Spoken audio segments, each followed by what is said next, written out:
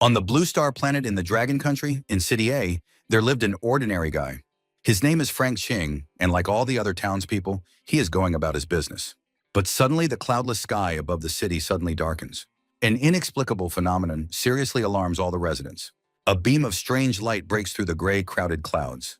A cloud of light hangs in the air in front of Frank, from which a translucent blue screen is formed. The thing is extremely unusual, perhaps some kind of augmented reality technology, it is not clear. The guy wonders if the other people can see the screen in front of them, but judging by the way they are staring at the empty space in front of them, they clearly can. Ching has never even heard of such advanced technology and has no idea what country could do it. But the guy decides to touch the screen. A message about the imminent opening of the world of chaos immediately appears. People react differently to the mysterious warning. The window says that the opening of the world of carnage, called the heavenly chaos, is coming. Healthy people from 15 to 50 years old will be transported there from all over the world at the same time. The heavenly chaos is home to various races, demons, and giant monsters. The world of chaos is filled with disasters and murders, but also with opportunities and treasures. You can easily gain eternal life or lose your life at any moment. From a strange black cloud, streaks of light stretch to almost every window in the city of A. People find themselves inside mysterious pillars of light. Nobody understands what is happening, but it is impossible to get out of the pillars, and the children cannot get to their parents. Frank, inside the light column, wonders if the Blue Dragon Star was really attacked by aliens. Here, the system gives an ultimatum that what is happening is the only chance to save the country, and also wishes people good luck in the beginning chaos. The window welcomes the newcomers to Village 911. Each village is home to 1,000 people. Ching falls from a perfectly normal blue sky. Birds fly beneath it, and below you can see a completely ordinary-looking village with identical roofs of houses. The guy lands right through the roof onto the hard floor. After such a far from soft landing, the realization gradually comes. Heavenly chaos is reality. The window says that Frank is in the newcomer's house. The dwelling is under the blessing of the heavenly path. No one can enter without the consent of the owner. In the house, the speed of energy and physical strength recovery is doubled. An interface is available, as in familiar earthly games, plus a personal data board. The guy sees age 22, level 1, no skills, talent not awakened, agility 9, strength 8, endurance 8, but energy, 28th combat rating 1 star. Frank decides to check out the general chat to find out the mood of the displaced people. The world channel is currently not available. People are panicking and terrified. They are looking for their family members. Some are hoping for help from the government. Some are sure that they were abducted by aliens for experiments. Fantasy novel fans will recognize the familiar storylines, but they don't yet know who the main character will be. But some men compare stats. A boxing fan has a fighting rating of almost 2 stars, strength 18, endurance 14, agility 13, but energy 7. Frank understands that these 4 indicators affect the combat rating. If you raise them, the rating, and accordingly, the chance of survival will increase. Only a couple of people with ratings almost up to the limit of 1 star. On average, the ratings of newcomers are no more than 10 points. Frank's stats don't reach 10, in his opinion, because of excessive thinness. However, the energy is the highest 13 points, half as much, so he was lucky. The window informs that the innate talent will now awaken based on the indicators of the 4 parameters. There are 9 ranks of innate talents. The weakest is F, then in ascending order E, D, C, B, A, S, SS. SSS is the strongest possible rank. Moreover, SS and SSS are unique. Frank is not particularly optimistic, but he hopes for a useful talent. He speculates that uniqueness means that no one else has the same talent. When the system asks him if he wants to awaken his innate talent, the guy says yes. And at that very second, he finds himself in a very strange place. He seems to be floating in zero gravity, and strange glowing blue balls are flying around. Some of them are flying past with noticeable acceleration. Based on the fantasy novels he has read, Frank decides that a strong talent will be in a ball of a special color, and that it must be found. But suddenly one of the balls crashes right into the guy, and immediately disappears inside the chest. The system congratulates Frank on awakening his SSS rank infinite extraction talent. Extraction can be used on any target, the effect will be random. The guy will have to find out experimentally the effectiveness of the talent, because the explanation of a random effect means nothing to him. The window reports that this newbie village has completed the awakening of talents, 194 people with E-class talent, and 787 people with F-class talent. Frank realizes that less than 2% out of 1,000, only 17 people have received D-rank talents. The entire general chat is already buzzing about it. He sees that 2 people have awakened a talent of rank C or higher. One is himself.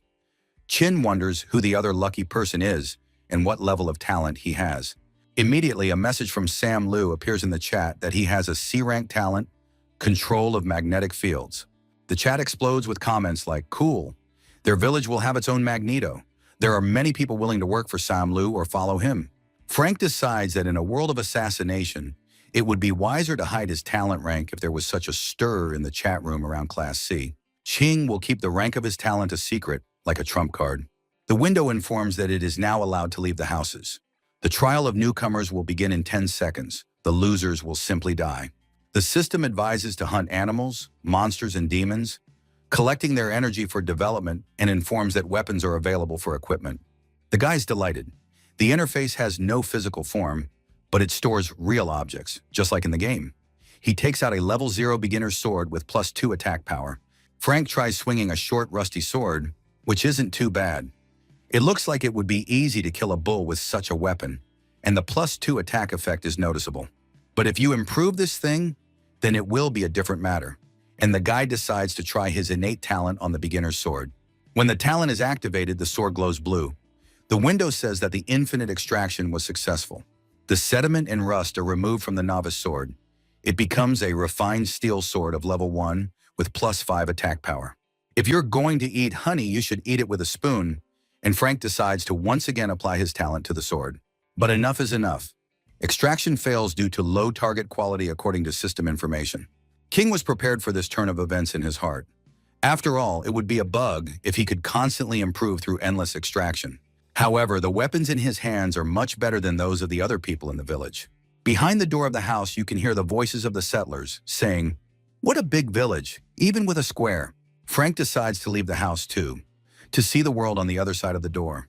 Pterodactyls circle carefree in the bright blue sky above the newcomer village 911. Everywhere around you can hear complaints that everyone who doesn't reach level 10 in 7 days will die in this terrible world where the system forces you to kill monsters. People also ask each other what talent they have. Mostly it's increased speed, improved hearing, or sense of smell. Gradually, people flock to the square, in the middle of which a portal rises.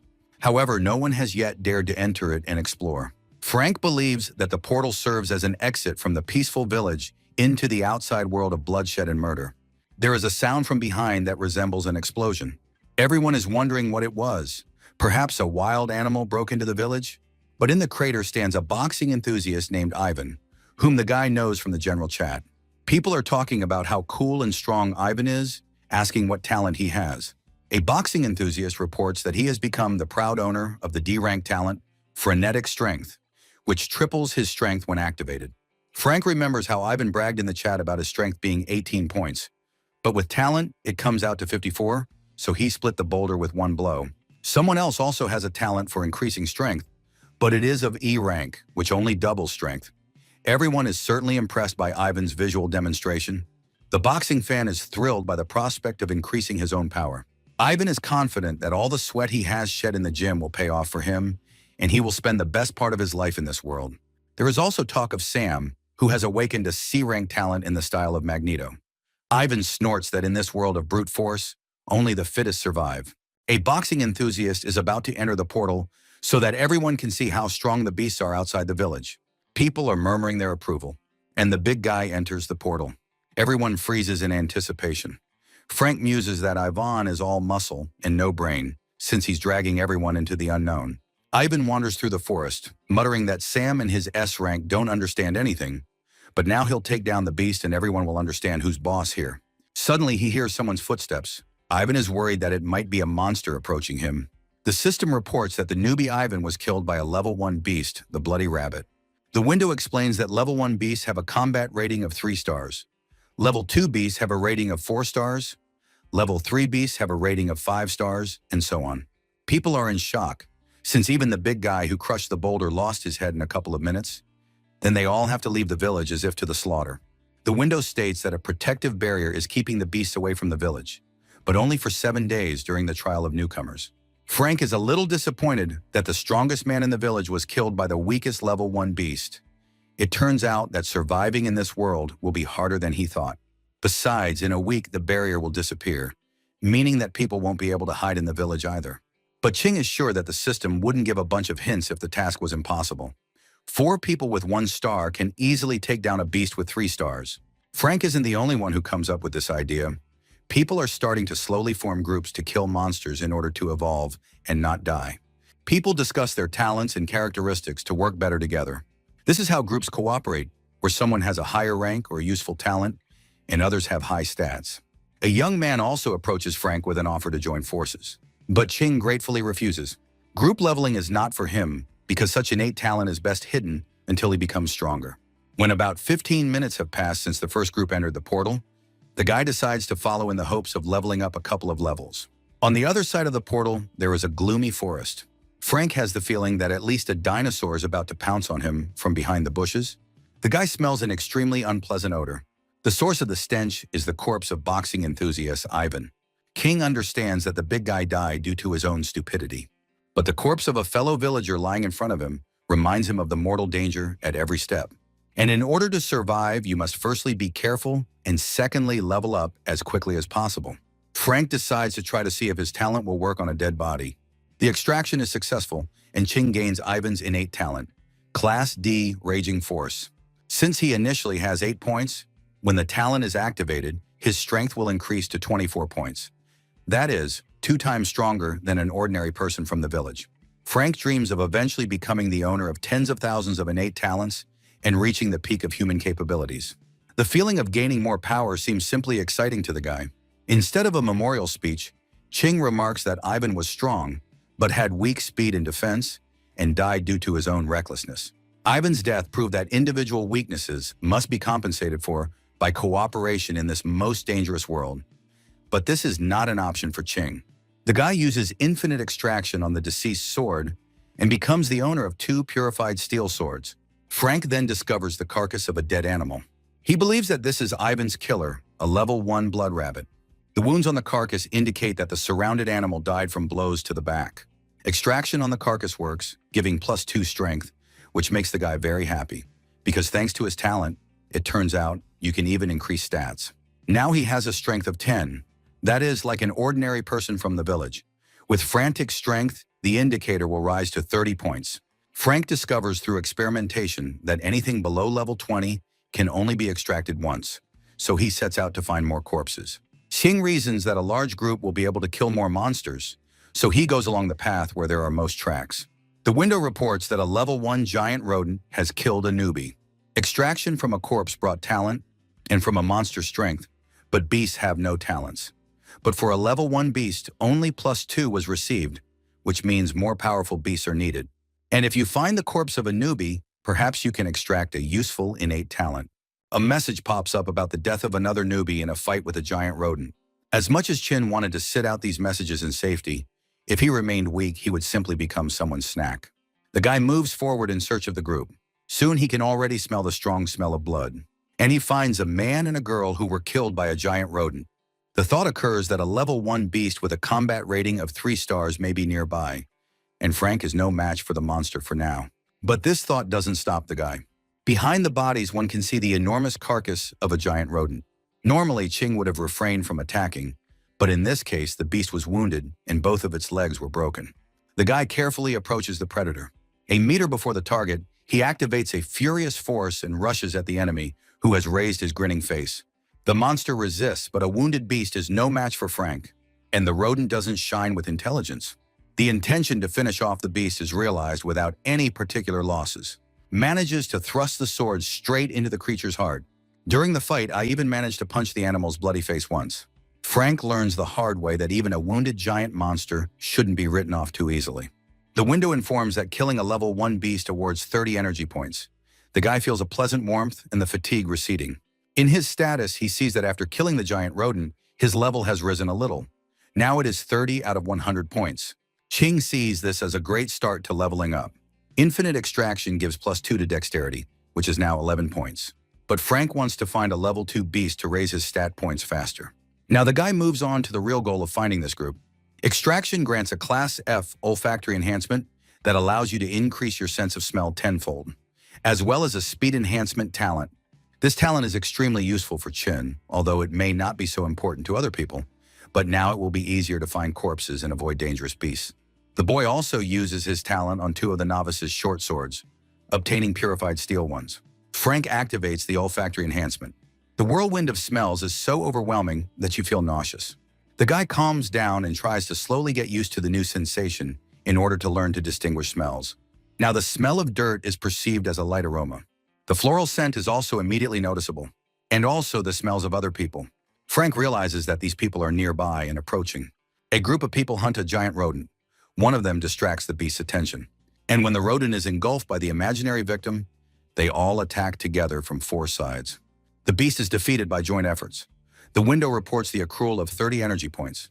People lament over the carcass. How unlucky they were to encounter two rodents at once.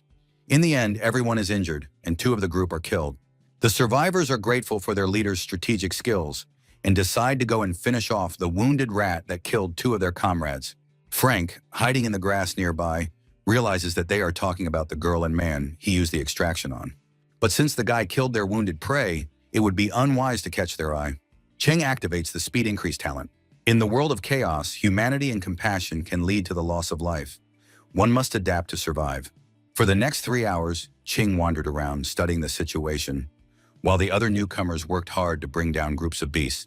There are 5 types of level 1 beasts in this plane: the blood rabbit, the giant rodent, and the gray plain wolf. There is also a mad boar, and the most dangerous of all, the poisonous snake of 9 rings. Frank finds the 4th carcass of the mad boar. However, the window informs that the limit has been reached and extraction is unsuccessful. It turns out that after 3 extractions from identical level 1 beasts, the extraction limit is activated. The guy used the extractions 3 times on all the local animals except the poisonous 9-ring snake. The system also announced 7 deaths, but Ching only found 1 corpse, from which he extracted an E-class vision enhancement talent. The combat power has reached 2 stars, so Frank is confident that he can defeat a level 1 beast on his own without any problem. He manages to catch the scent of a poisonous snake and an unfamiliar scent nearby, reminiscent of a fruit or flower. Ching, like a hound, rushes towards the target. By smell, the guy detects a snake near the source of the second aroma. It looks like a poisonous snake is protecting this unusual fruit. On the plane, the most powerful predator is the snake, for which 40 points are awarded.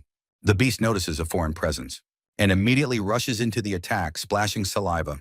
Frank can't figure out why this particular snake is so slow. The guy guesses that the snake might be digesting its recently eaten prey, which is why it moves sluggishly. This makes the task easier, but another problem arises. The sword cannot cut through the reptile's 2 dense scales. The guy waits for the moment when the snake points its open mouth straight at him. And at that moment, he activates his innate talent of frantic strength, delivering a powerful blow. The sword enters the snake's palate. Frank's plan is working, and he begins to chop the snake's body into pieces. Killing a poisonous snake gives 40 points, and the guy still has to kill another first-level beast to move to level 2 himself. There was no problem with the poisonous snake because it had a full stomach, and Ching decides to cut it open and see what's inside. It turns out that a poisonous snake digested a man. King reflects that in the world of chaos, death is at every turn. It's all about how to die, to be a prey or a predator, because only the strongest will survive. Extraction gives out another F-class vision enhancement talent. 2 similar talents combine to give out an E-class one. Now vision improves 20 times. Night vision appears, and the skill Eye of True Sight awakens, which shows the true essence of things. So Frank understands that the same talents will increase the class, plus there will be a chance to awaken the talent skill.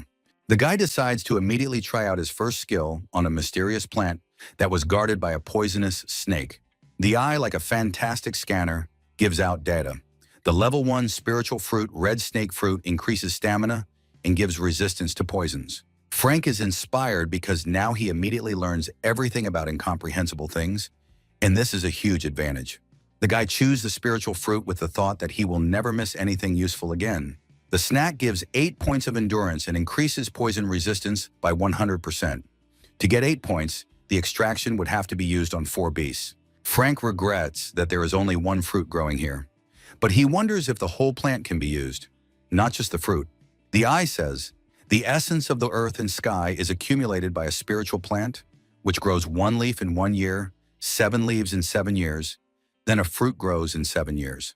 Once the fruit is picked, the leaves will completely wither and become useless within a few days. King hates wasteful waste, so he decides to try extracting it from a plant that has been absorbing nature's essences for years. Infinite extraction produces spirit plant essence, which when consumed will add +2 stamina. The guy knew that such a plant couldn't be useless. The essence brings as many points as the corpse of a local beast. Frank immediately eats the magic pill. The window congratulates him on leveling up to the maximum of 2 stars. It's a pity that the 4 extracted talents are not taken into account. Now he is level 170 out of 100, energy 32, endurance 28, and poison resistance +100, agility 21, strength 20. The guy is confident that he can take down 3 or 4 level 1 beasts on his own, so he decides to use the extraction on another poisonous snake and then leave the newbie village. Frank intends to find other wild animals to increase his stats and power to survive in this harsh world. Then stones start flying towards him. The boy bounces off the stone shells, jumping like a hare on a lawn. Ching wonders, has he really fallen into some kind of ambush? Having jumped onto the tree, he immediately understands that it is not an ambush at all. It is the raging poisonous snake of 9 rings, which he did not smell because of the smell of blood of the recently killed reptile. Now he will not have to look for prey himself. Alas, a whole squad is trying to kill the snake, but the sword of a level 0 rookie does not penetrate its scales. The creature is also incredibly fast, which prevents the archer from aiming. Julius shouts to aim for the vital organs. Frank didn't expect to run into this guy here. Before entering the portal, Julius gathered a group for himself, possessing the D-class talent Light Control. There were 8 people in his group. There were 17 D-class talents in Village 911, and after Ivan's death, there were 16 left, and Julius was one of them. There were 6 people left from his group. An archer runs to Julius to ask if their leader's okay, but he asks to quickly kill the snake while it is immobilized. King understands that Julius is attacking directly. The group members are attacking from the sides. The fight will exhaust the snake, and sooner or later, it will die. The guy tries the eye on a live snake and sees all its characteristics plus a 0.1% chance of extraction. That is, if you kill the bastard, something might drop, but with a chance of 1 in 1,000, which is extremely low. Here the snake finally dies, and the group members discuss the number of points they received. Some have 3, some have 5, and some guy was awarded only 1 point. The archer reassures the boy that the points are awarded by the system based on personal contribution to killing the beast. Frank understands that the system encourages cooperative hunting, and that a poisonous snake is worth 40 points. But when divided by 7, it doesn't add up to much. Julius begins to glow. Everyone asks the leader what is happening to him. He assures that everything is fine. He just increased his level. Someone in the group has 1700s. Everyone reassures him that as long as they are together, they will gradually cope. Frank sees a level 2 host for the first time and uses the Eye of True Sight. Julius has 21 energy, 19 endurance, 22 agility, and 20 strength. King believes that Julius has a 50-50 chance of taking down at least 1 level 1 beast on his own. The guy is only level 1, but his battle rating at peak is 2 stars, so he should be able to defeat Julius with his level 2 without any problems. One of the group members says that he and his comrade, who was eaten by a snake, were scouting the area and came across 2 snakes at once. They immediately ran away, but the comrade tripped and fell, so one of the snakes swallowed him. The survivor has a talent for increasing speed, which saved him. Julius calls for revenge for his dead comrade and leads the squad, ordering them to be careful and warn in case of danger. Frank guesses that he is talking about the man he found in the belly of a snake he had just killed. At the thought of this, the guy moved his leg slightly. The squad's archer instantly reacts to the sound by firing an arrow, which plunges into the trunk right in front of the stunned guy's nose. The archer demands that the guy come out from behind the tree, and he guesses that the girl probably has a talent that sharpens hearing. Ching comes out with his hands raised, assuring that he was just passing by. The archer looks wide-eyed and calls out the boy's name. He asks if they know each other, because he doesn't remember this girl at all. Yuli asks if Yana knows the guy. She mumbles like, no, but she saw him in the chat. Yana wants to know why Ching is alone, because it is dangerous. And he thinks about how amazingly good the girl's memory is, who remembered him in the chat. Frank is annoyed that the group is in no hurry to leave, because he is eager to use the extraction on the snake corpse. Yana asks if Julius is okay with Frank joining them. Their group has lost 1 member, and a newcomer will increase their chances of survival. Julius is well aware of the difference in strength between people and animals, so he needs to strengthen his stable position. It is necessary to attract as many loyal supporters as possible to the group. Julius asks to show stats and talent. If they are good, Ching will be accepted. Yana asks the guy to show their level 2 boss information about his characteristics. Frank refuses, saying he prefers to level up alone. The guy leaves. The archer tries to stop him, but Julius doesn't force anyone to join. Yulia and Sin's group go their separate ways. Yana realizes that Frank doesn't remember her, but she mentally asks the guy to survive. The group reaches the resting place of the second poisonous snake of 9 rings, and he discovers the carcass of the beast, cut into pieces like a cold cut. Among the pieces is the body of their dead comrade. Based on the degree of drying of the blood, the group understands that the snake was killed about 15 minutes ago. The beast was killed with one blow, and there were only traces of one person around. The guys realize that the bastard was killed by a lone professional. Yana wonders if this was really Chin's doing, but he was the only one nearby and refused to join the group. Here the system reports that one of the newbies has reached level 3, so the top 100 rating in village number 911 becomes available. Julius believes he was wrong about Frank Ching, who was only in 47th place and at level 1. Looking at the rating, the guy sees that 8 people already have level 2. In 4 hours, the limit of extraction from wild animals has been reached in this meadow. It is time to go hunting. The window informs that the first one to reach level 10 will receive a gold chest as a reward, the second, a silver one, the third, a bronze one. The first 100 people to reach a level 10 will receive a chest that can be opened immediately. Chests come in dark steel, the lowest rank, then bronze, silver, gold, dark gold, purple diamond, historical rank, and mythical. It is clear that the higher the rank of the chest, the cooler its contents should be. Frank is determined to take first place in this competition. The guy discovers a level 1 silver wolf hybrid with a combat rating of 4 stars. Trait: cunning, cruelty, and bloodthirstiness. Danger 1%. Ching activates a frenzied force and speed boost when attacking the wolf. But the wolf's skin is so tough that it seems as if Frank is trying to cut iron. Using his talents, the guy can't even hurt the creature. And the hybrid declares that the pathetic little man dared to invade his territory and will be torn to pieces for it. The wolf feels that this particular level 1 human is much stronger than most level 3 humans. Frank had heard somewhere that wolves have strong heads and backs, which means their weak point must be their belly. It is in the beast's stomach that the guy strikes. Fatal strike. The window says 100 XP awarded for killing the mutated silver wolf. Level 2 obtained. Strength plus 10, intelligence plus 10, endurance plus 10, dexterity plus 10. 5 attribute points awarded. The guy's wounds are healing, and the increase in level feels like a surge of energy spreading through the body, which is very pleasant. Killing a silver wolf drops a chest of dark steel. Before opening the reward, Frank mentally requests that there be level 2 gear or weapons inside. Then he opens the chest, and voila.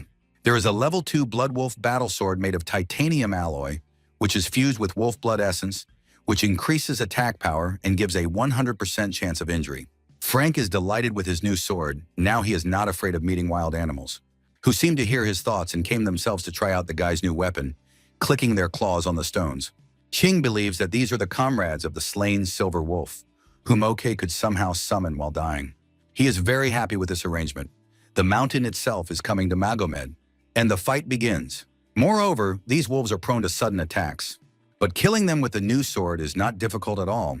Frank feels like these dogs are no match for him, and soon he is surrounded only by the corpses of wolves who have come to their death. The guy feels how much his abilities have improved, because he took out 5 creatures in less than a minute. At level 1, this was unachievable. Once again, Frank is convinced that the forced movement to the world of chaos is not a dream. Therefore, he intends to level up and become invincible, so that he can eventually find a way out of the nightmare that has engulfed him. Ring of Light kills Blood Rabbit. It was Julius who brought down the beast, and the members of his squad praise the mighty leader who organized teamwork. The window reads, Ching was the first to kill the mutated beast and receives 1 prestige point, which is only awarded to the first person to kill the mutant beast.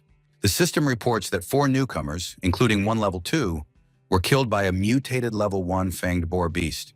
Julius realizes that the mutated beasts are incredibly strong. He was proud of himself for killing the beast alone, and Ching himself killed the mutant. The window shows that Frank has moved from 47th to 5th place in the village ranking. Yuli's squad is surprised by the speed of the guys leveling up, as if from a power-up pill. Frank stands on a mountain of wolf corpses, watching the sunset and feeling satisfied with his own progress. The window displays a request for help from the only surviving member of the squad. A monstrous mutant boar tore everyone apart. Only the talent of speed saved the poor guy. The man is 50 kilometers south of the village, and the boar is wandering nearby. Frank estimates that he can get to the designated location in about 5 minutes, which makes sense. Killing a mutant beast gives almost 3 times more than killing a regular wild beast, not counting the chance of a chest dropping. Arriving at the scene of the battle with the fanged boar, Ching sees that the bodies are still there. However, he smells not only the bodies in the boar, but also the bloody rabbit. Usually, different animals don't roam together. The guy uses extraction, but only gets +2 to dexterity. The second attempt also fails. The last time it failed was when he reached the extraction limit for level 1 beasts. Then Ching extracts another F-grade smell enhancement talent and 2 E-grade endurance enhancements. But the smell enhancement does not improve. Frank guesses that it is because he extracted a similar talent of a lower rank than the one he extracted earlier. Nevertheless, the guy is happy that he received an innate talent for increasing endurance, and now he has talents for all stats. Frank discovers a drag mark. He wonders why the boar would drag the body, unless the beast decided to eat the prey in the hole. But what is missing is a body with a D-class talent, so it is worth hurrying before the body's eaten. Frank hesitates when entering the lair, where danger wafts from, but the guy reassures himself that with his current abilities, he can handle the boar. Here he smells a familiar smell. The eye reveals that a poisonous mutant snake of 10 rings, level 1, with a combat rating of 5 stars is attacking. The snake has a 1% critical hit chance, as well as the controlled status that can enhance combat power and the poison cloud skill. Frank feels that the 4-star mutant wolf is much weaker than this 5-star snake. The snake immediately releases a cloud of poisonous gas from its gaping mouth. The guy's eyes immediately become inflamed. He feels like he's just the icing on the cake for all the bloodthirsty inhabitants of this ill-fated lair. Due to the poisonous gas, Ching sees only blurry silhouettes. Despite the temporary limitation of vision, Frank has no intention of dying. With a desperate cry, he swings his sword, not allowing anyone to get close to him, and he waves, not without success. Soon, only the snake remains. The rest of the animals run away. As the boy expected, the reptile attacks him from behind. And with a cry that his hearing and sense of smell should not be discounted, Frank rushes at the enemy, not intending to give up. Killing the poisonous mutated 10-ring snake rewards 110 experience points, also drops a dark steel chest. Frank feels that if it weren't for his talent for endurance, he would have had a really hard time. The system congratulates him on level 3. Intelligence, endurance, agility, strength, plus 10 points. 5 attribute points are awarded. The transition to level 3 is very convenient. The guy's eyes are instantly healed. It is very convenient that at the moment of increasing the level, the body returns to the optimal state. It is not scary to lose a leg or an arm, let alone go blind. An unexpected and extremely useful item falls out of the chest. Frank also discovers a dimensional portal in the cave. He remembers that all the animals that attacked him so suddenly disappeared into this portal. Chin is not afraid of wild animals, but he senses that there is something more sinister than ordinary predators lurking behind the portal. On the other side, there is a cave with many level 1 spiritual plants. The eye reveals that there is blood frost grass, cottonflower tuber, Ailuritopterus argentii, heart grass, and bone tree grass. Also in the cave are a strange dead man, a missing corpse, and 3 wild animals behind the dead man. The system shows that Ching is in another world, so the rating is unavailable, only chat and personal information. The Eye of True Sight reveals that on the mountain of skulls and bones sits an extremely evil man, but dead, level 4, 6 stars. The dead man's specialty is dark energy, and he waits for living flesh to be reborn. Skills and talents are not shown. In the dead man's hands is a scythe of the most terrible appearance. The beasts are clearly under the control of the strange undead. So if there is a fight, Frank will be at a serious disadvantage.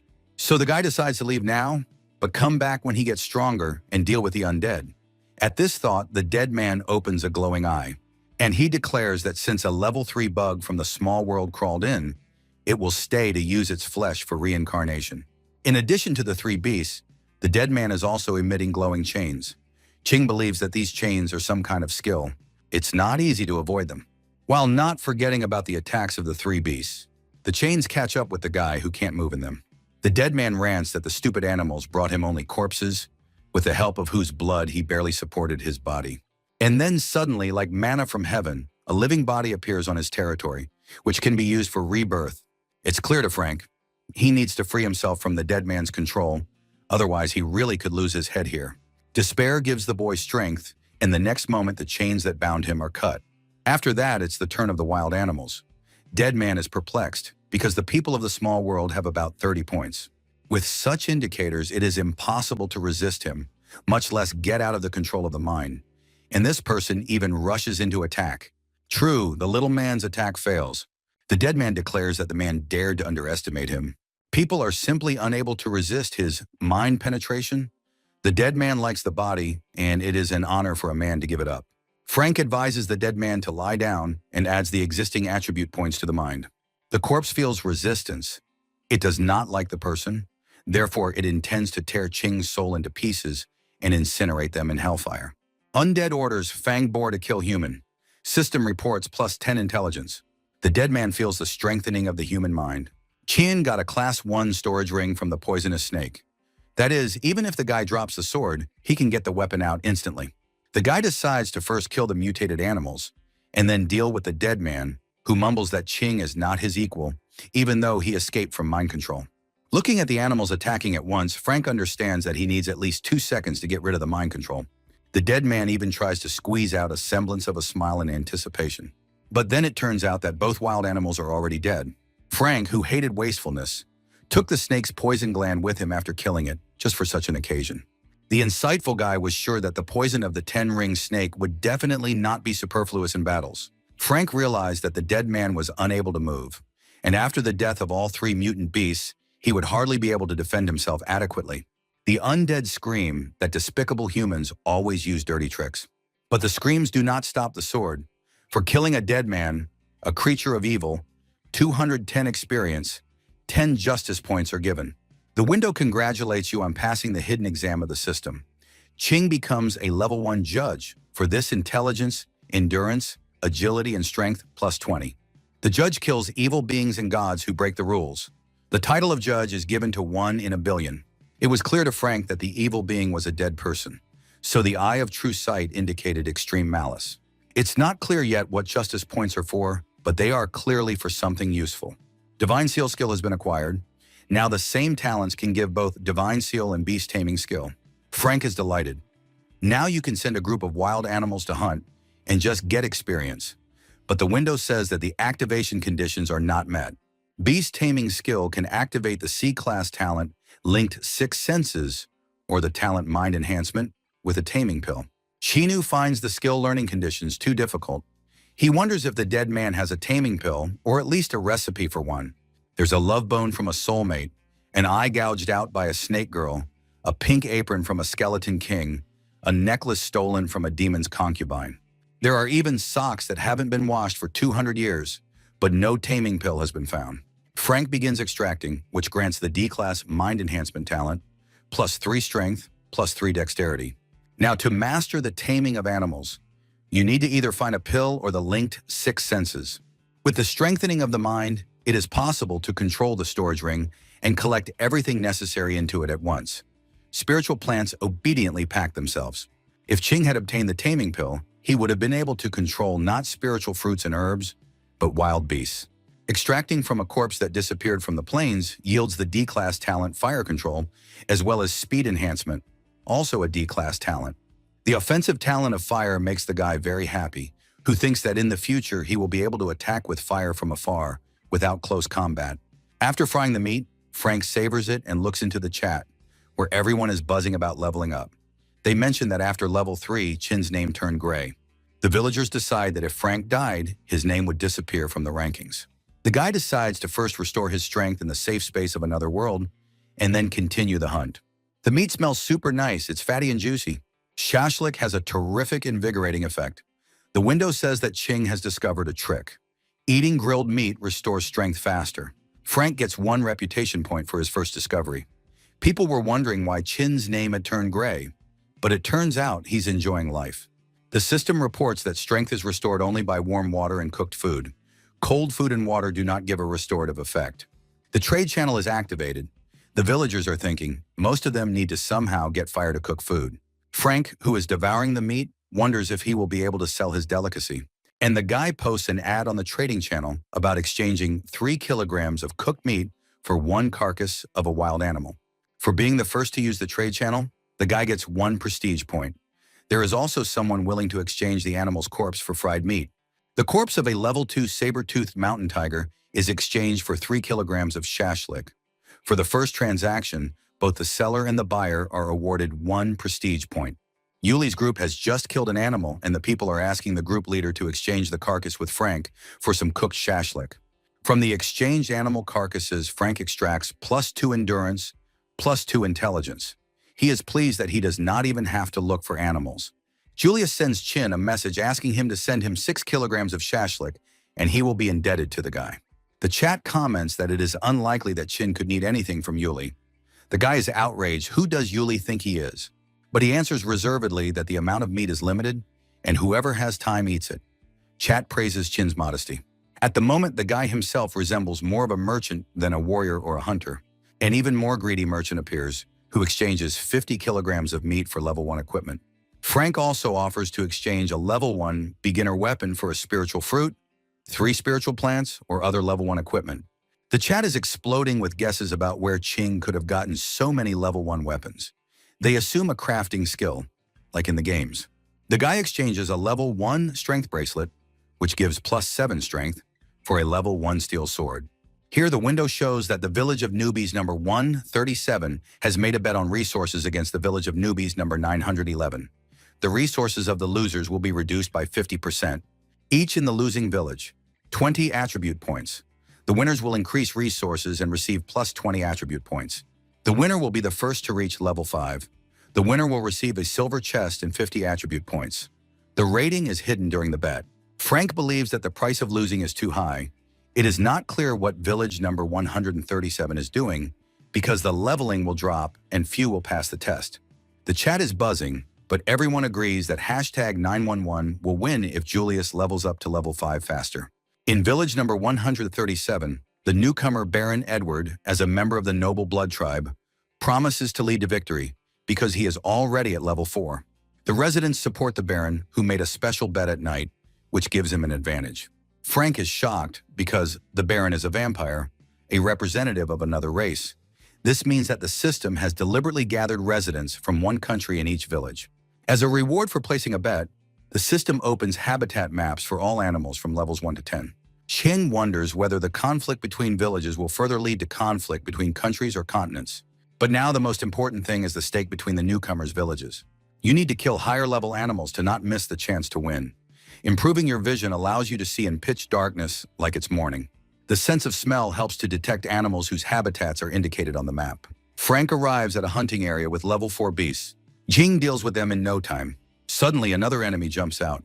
The eye identifies it as a level 5 golden-eyed half-tiger, agile with sharp claws. The enemy had a sudden attack skill of Fierce Wind and a reward rate of 1%. The beast attacked so suddenly that Ching did not have time to smell it. Frank encounters a beast that is half-human for the first time. While he was thinking about this, the guy caught the scent of a spiritual plant. There are always animals near such plants. You can kill 2 birds with 1 stone. However, judging by the map, the animals are of a higher rank. The aroma comes from a level 2 dragon fruit that has grown after absorbing a dragon's blood flow. Increases agility, strength, and stamina. The fruit gives a 0.1% chance to receive a stream of pure dragon blood, and it is guarded by a 6th-level Furious Bear King with 12 stars and a 60% chance of reward. The guy decides to attack suddenly, but the 3-headed Bear King simply brushes him off like a fly. Frank didn't expect such speed from the huge bear. The bear comes up and each of the 3 heads tells the boy to just go away and he will spare his life because he doesn't want to waste his time on the boy. The 3 talking heads seem disgusting and strange to the guy. He in turn suggests the same thing to the king of the bears. In response, the heads foam at the mouth and threaten to tear the level 4 person into pieces. Frank is not intimidated by such words and he attacks. And fortunately, 1 bear head flies out of the game. One of the remaining heads curses people. The other tells her to shut up. The guy realizes that the bear's neck is incredibly strong, and even using all his strength, he can only take off 1 head at a time. But then the window notifies that the beast goes berserk for 10 minutes. The bear roars deafeningly and threatens to send the man to hell. King is not surprised that the bear's roar is similar to a dragon's, because he sat next to a dragon fruit and could absorb its characteristics. However, due to the state of rage, The bear's defense increases, and Frank is unable to even scratch it. The enraged bear screams that the level 4 man will pay for his actions. But then Ching also became furious. The window states that the Blood Wolf's war sword is imbued with flame power, increasing fire damage by 10. The bear doesn't stand a chance. Frank admits that the fight was not easy. The king of the bears is much stronger than just mutated wild animals. But the window did not announce the bear's death. Therefore, the furious bear king is still alive. To be absolutely sure, Frank cuts off the remaining heads. Killing the furious bear king is worth 500 energy points. Kong was the first to kill the bear king, for which +2 prestige points were awarded. A bronze treasure chest also dropped for a successful hunt. The chest contains the King of Bears combat armor level 2 with +25 defense, +100% cold resistance, and +100% fire resistance. Extraction grants the E-class talent Blood Evolution, which awakens the power of blood and as a result increases defense, speed, and strength by 30%. Frank eats a dragon fruit. First, the guy is twisted in half. Then the hallucinations begin.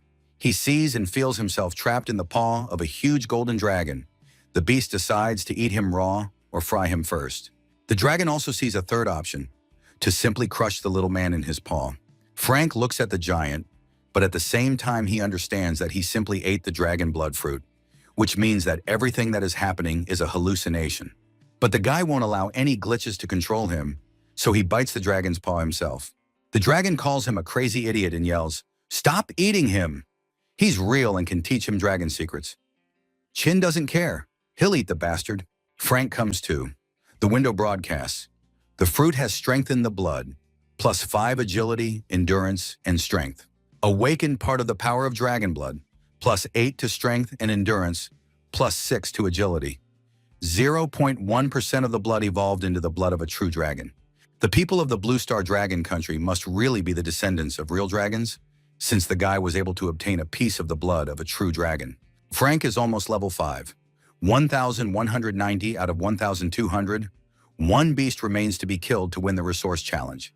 At this time, the beast is already creeping up. Julius is almost at level 4, and Lord Edward is already level 4,520 out of 1,200.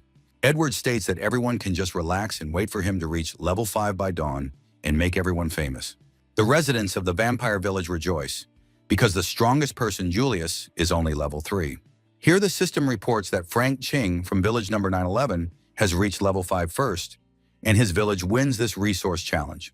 Yana is just in shock, as is the entire village number 911. Ching has achieved the impossible unless he is a cheater. Everyone gets 20 stat points. Residents are delighted, the characteristics are useful to everyone, and for some they literally save lives. In village number 137, the picture is completely opposite. Everyone blames Lord Edward for his arrogance. Frank himself gets 50 stat points, 3 prestige points, and a silver chest. Extraction from the last beast, which came at the right moment, gives +2 strength. Chin receives a message that someone has received a resource betting token and wants to exchange it for a Tier 1 refined steel sword. The boy accepts the trade offer. The bet token appears once in each newcomer village, but only the strongest can use it. After activation, in case of victory of the village, the reward of the token owner increases several times. In case of loss, the same with punishment. Residents are asking in the chat when Frank plans to place his bet. King intends to bet on resources in the morning, when everyone has had a good night's sleep and is recuperated. The residents praise the caring leader. But the guy is not driven by concern for the population or fatigue. With his endurance, you can go 3 days without sleep and not get tired. He just wants to get to the most dangerous area with level 10 beasts before making a bet. The most dangerous beasts give the most experience. Killing a dark night owl yields 220 experience points. Frank arrives at a location where, according to the map, level 10 beasts should live, but he doesn't sense any beasts at all. A system glitch? And suddenly the guy starts to fall. He just flies into nowhere. There is nothing around, not even walls, even if it were a gorge. To stop his fall and avoid being crushed, Frank summons fire. It's just in time because you can see a forest below and even some village behind it. As soon as Frank lands, he immediately senses the presence of a powerful beast. But in addition to the animal smell, a very strong smell of corpses comes from everywhere. Due to its concentration, it is impossible to determine the location of the animals. Touching the statue, the boy realizes that it is just an illusion. From above, the place resembled his rookie village 911. But on closer inspection, It's clear that this could be an abandoned village of newcomers. The same could happen to them if they lose. Frank ponders the fairness of the heavens, which give everyone a chance to level up and gain power. And the ruthlessness, all losers die. Suddenly, a squad of strange dog-headed creatures appears. The creatures are something between the ancient Egyptian god Anubis and a knight with the head of a Doberman. The leader states that they are soldiers who guard this settlement. A human shouldn't be here, but since he came, he will die. The dog-headed ones tell a person to prepare for death. The eye identifies them as evil creations of the Hell Soldiers, from the mutant class with a 10% chance of dropping a chest. Level above 15. Frank has no idea how to leave this strange place, so he is ready to fight. He has an air scar blade with attack and attack speed plus 100. A level 4 weapon dropped from a silver chest. The sword also has a wound chance of plus 100% with a defense ignorance of plus 30%. The dog-headed man rushes into attack with a spear. Frank activates a frantic strength, increased speed and endurance, and also uses the talent of fire control. The guy thinks that only one soldier is attacking him because the opponents look down on him due to the difference in levels. The soldiers worry if their leader needs help, but they reassure themselves that the leader has killed 10 people, even though he looks like he is having a hard time. The squad decides that their older brother is playing with the man, deliberately missing. In this way, the elder reveals the shortcomings. The leader probably allows the person to think that he can win, but only to ultimately crush the person. Frank is shocked because the dog-headed man just disappeared, so he just slashed the air with his sword. The leader holds the man's head in his paw and acknowledges some of his opponent's skills, but suggests that they end it there, as he doesn't have much time. The speech of the dog-headed leader ends with an unexpected attack by a man. The system reports 10 justice points for killing the Hell Soldier and 2 prestige points. Ching is the first to kill him. The squad wrinkles their canine foreheads, not understanding how something like this could have happened. Frank can't waste a second of time in the world of chaos, especially after receiving the mind enhancement talent.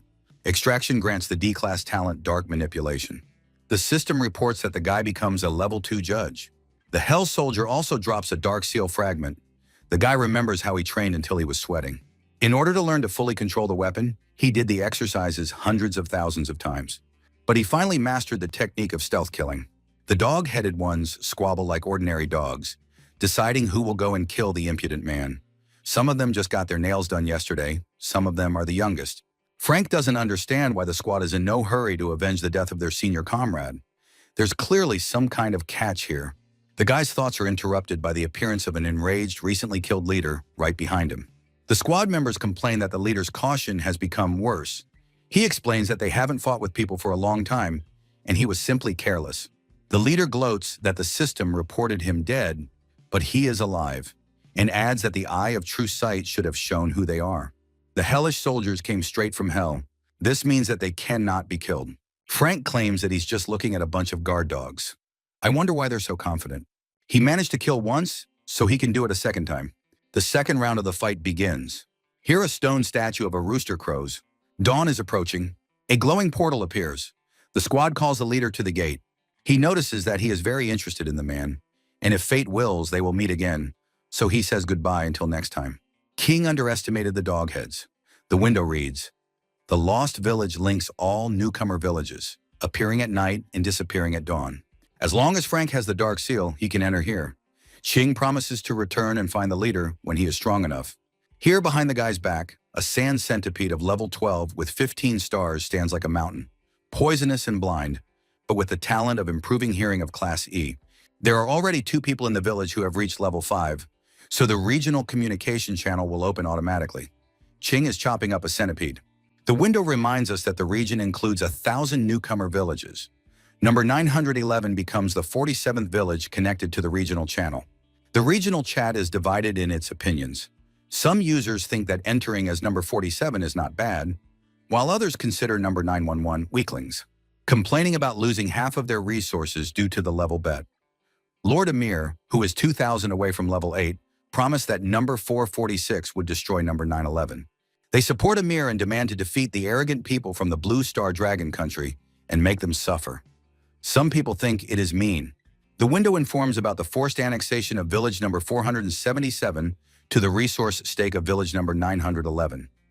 You must be the first to reach level 8 to win. At this moment, Ching knocks down the stone monsters. each of which is worth 800 points. The system congratulates him on reaching level 8 and winning the bet. Frank had only one monster left to kill when the arrogant jerks challenged him. The villagers were simply shocked, because the system's messages about the start of the resource bid and their victory simply followed one after another. Many of Village 911 gain hope for survival with this victory, and everyone unequivocally praises Lord Frank Chin. Village 446 is puzzled. How could they lose to the people from the Dragon Country when the bet has just started? But now many villagers will fail the test. Lord Amir Khan asks for help from his allies, who also dislike the people from the Dragon Country.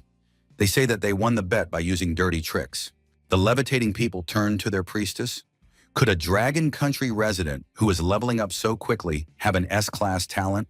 The priestess believes that S-rank talent is their divine gift, and the people of the small Dragon Country could hardly receive the patronage of a god. The baby on the neck of the sullen northerner laughs, saying that old Amir can only wriggle, and now he's lost to a resident of the Dragon Country. A sullen fisherman drags his catch. He has met a few people from this country. They are truly invincible. He would like to see more of them. Burly James takes down three-headed bears. They were given a betting token that can be used on Rookie Village number 911. James asked to assign the ninja Miyamoto Rami from Village number 5, who has Class A spatial talent, to find out what kind of abilities Chin has. Residents of number 911 are wondering why Frank is silent in the chat, and the guy is currently suffering from unbearable heat. He tries to construct a minimal canopy for shade with improvised means and hopes to quickly obtain a talent of ice or water. Otherwise, he will not be able to withstand the heat. The guy gets a C-class token, which gives a C-rank mission, not limited in time, but with a reward of a chest of dark gold. King remembers that for first place in the newbie trial, a gold chest is given, but for this mission the chest is higher, which means it is difficult, but it can be activated. For using the mission token, you get 1 prestige point. You need to open the seal of the 5 elements, collect the 5 foundations of the kings of sand, fire, water, earth, and gold. Then on the dragon slope, you need to find the altar of the 5 elements and open the seal of village number 911 there. When the seal is released, Village 911 will emerge into the wider world. Upon completion of the mission, all newcomer villages in the region will be able to enter the open world. That is, there is a mission to open the map, and the village that completes the mission first will receive more resources and advantages. It is suggested to start with the Sand King base, which is owned by a ferocious mammoth living in the abandoned meadow. Mammoth is the weakest. It can be killed by a team of 20 level 10 people with a 70% chance of successful killing. Chin will have to wait for such a team for about 5 days. Frank is now in the burial desert, which is right next to the abandoned meadow, so you can take a look at the situation there. Yuna hides behind a rock, trembling with fear and trying to calm herself down.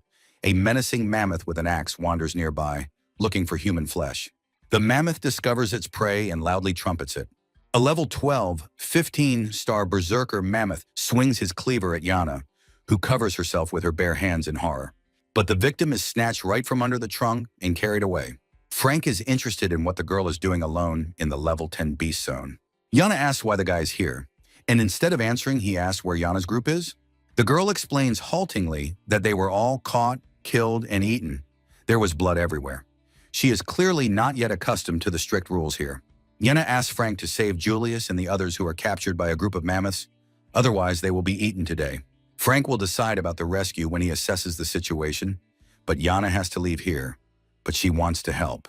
King tries to convince the girl that her level is too low and she simply won't be able to help.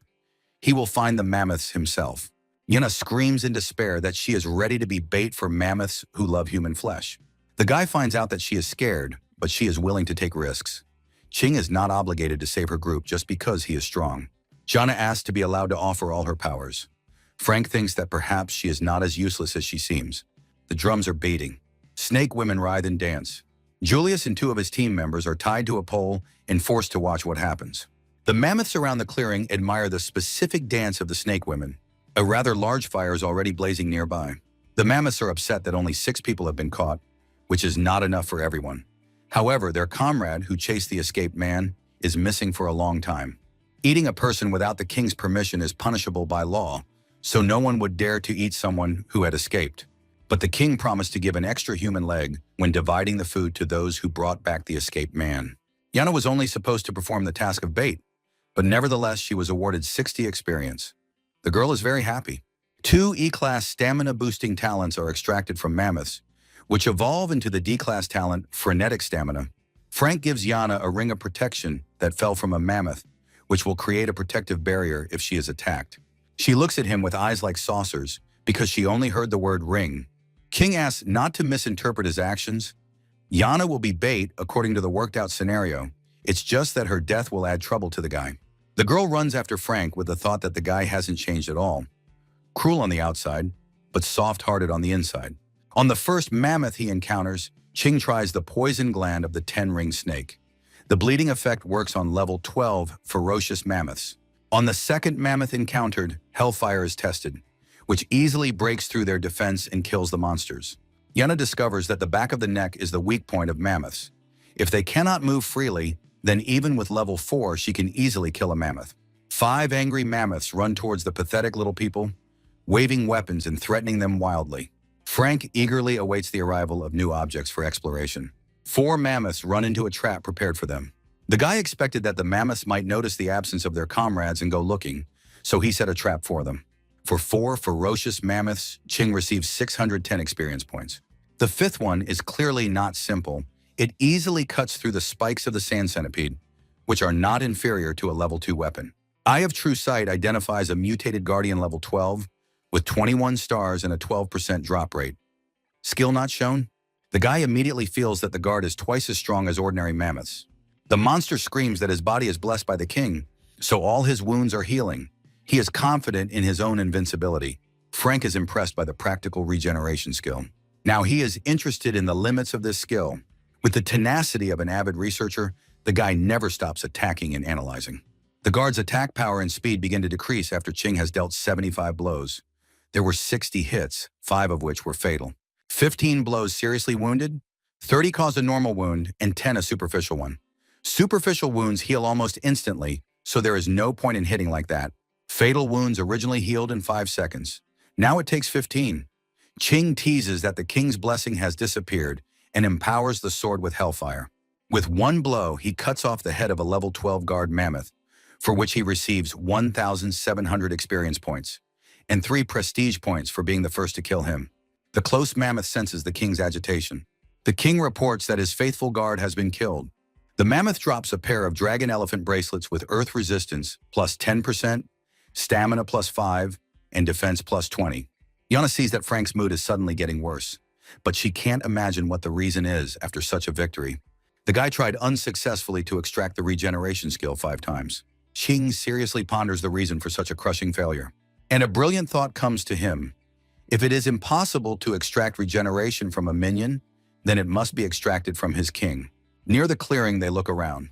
Yana is worried that there are more than 30 mammoths there. Even Frank could suffer with such a quantitative ratio.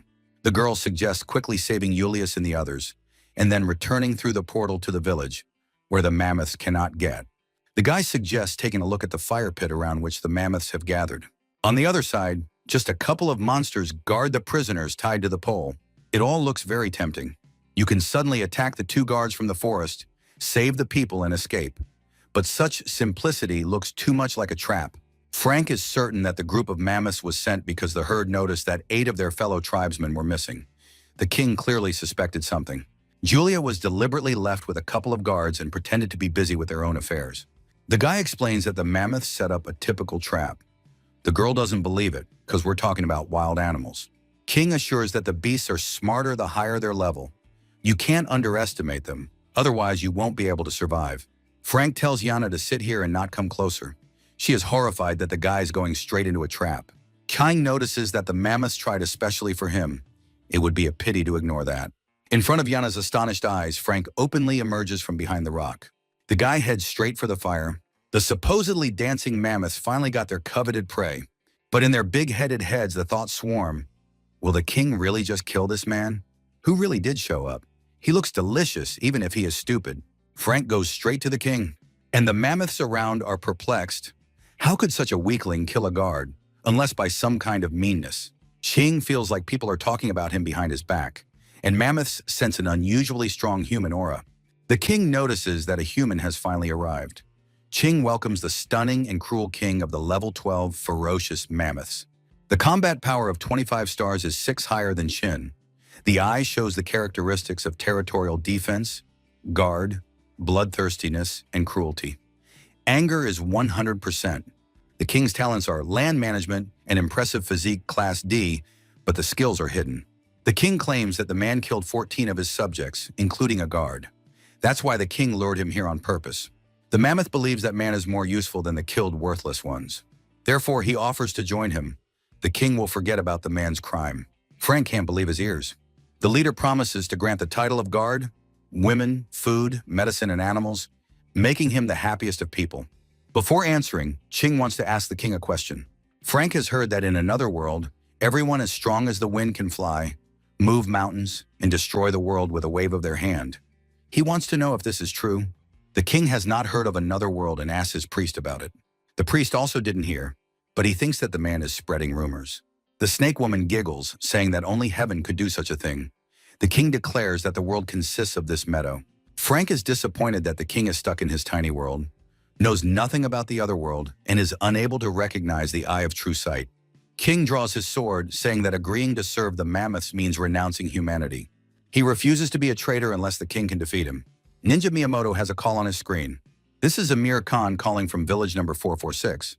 Khan is concerned about the excessively fast leveling of a newbie with a C-class talent, a resident of the Dragon Country.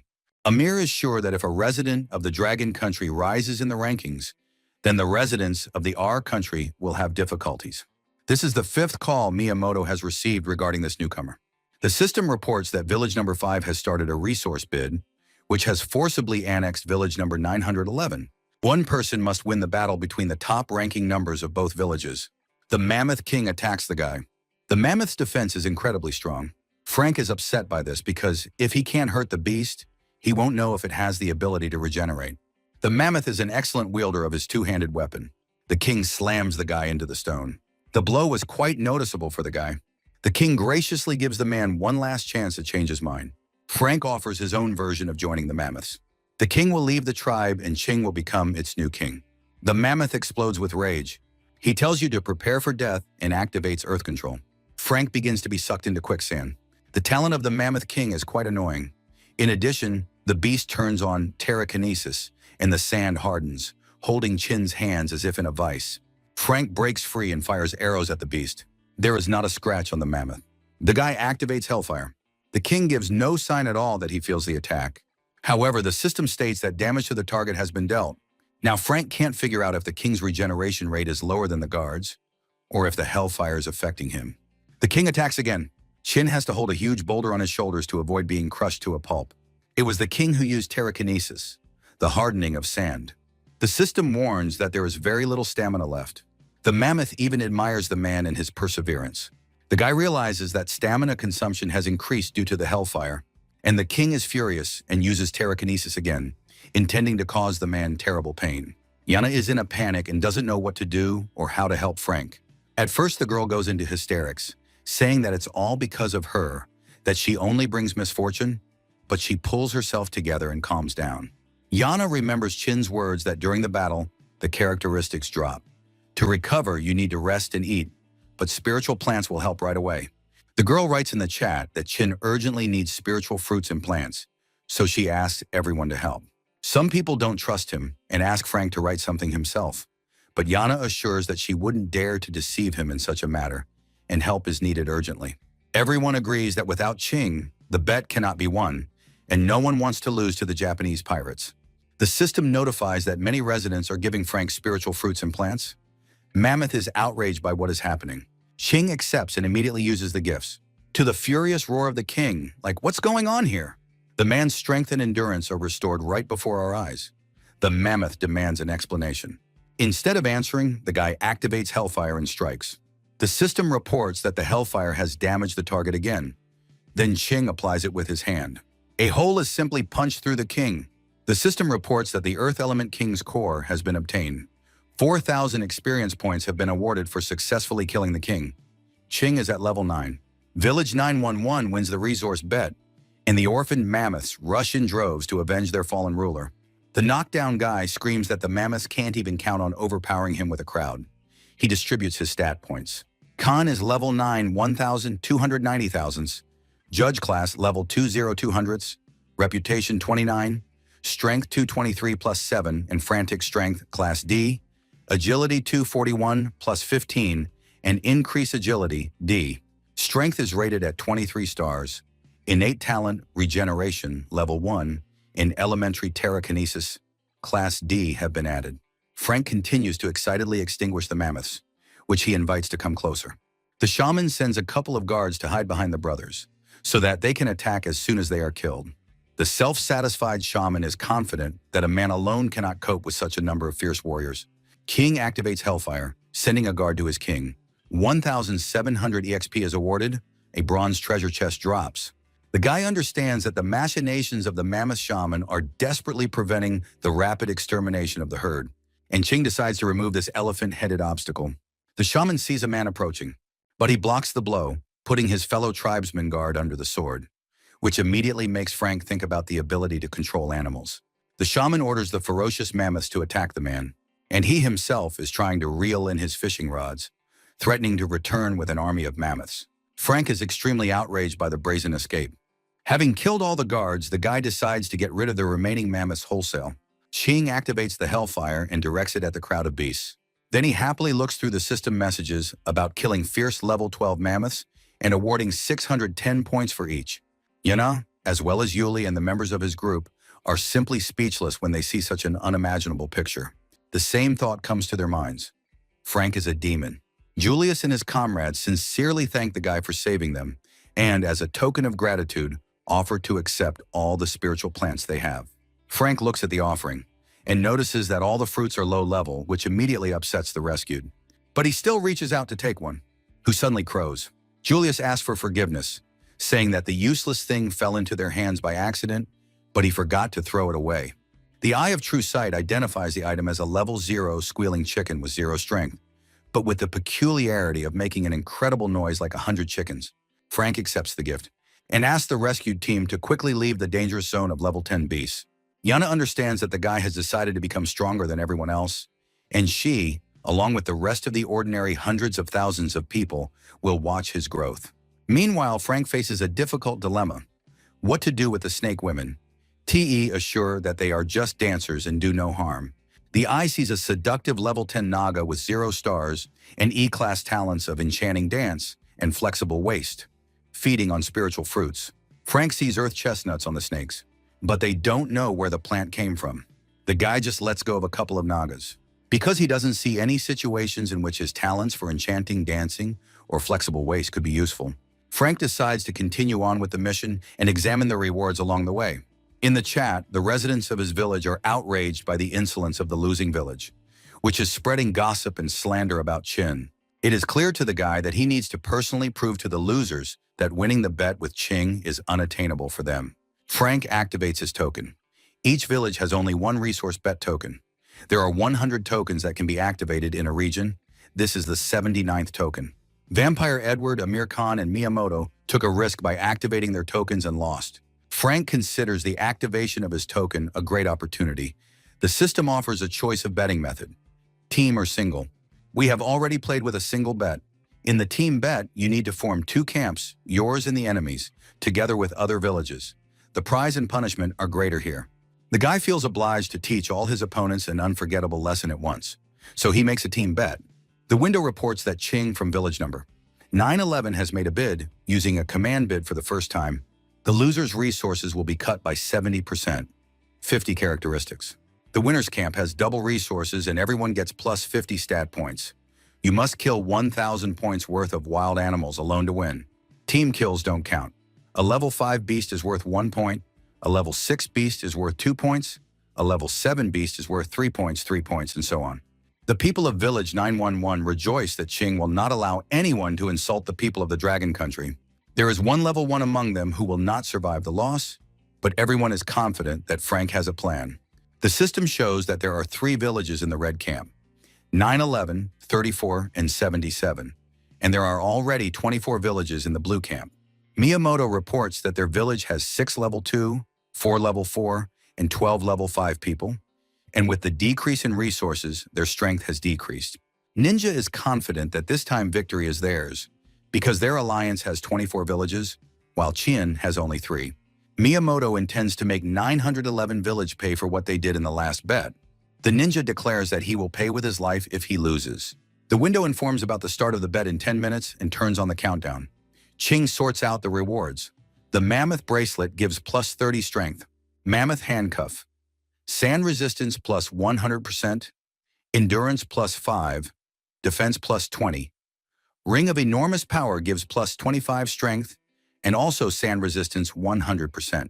Mammoth king armor with plus 10 stamina, plus 110 defense. Mammoth belt with plus 70 defense, plus 5 stamina. Dark shadow boots with plus 20 agility. Silver chest gives a rank 4 item, spiritual fire liquid. Qing drinks it immediately. As a result, fire resistance plus 100%. Flame control becomes C rank and evolves into true flame. The new equipment has significantly increased the guy's combat strength. He is level 9, 23,870 out of 100,000. Strength 262 plus 58, and combat's strength 28 stars. Frank thinks it's time to take on the next Beast King on the mission. The system recommends heading to the Ant Mountain to the west.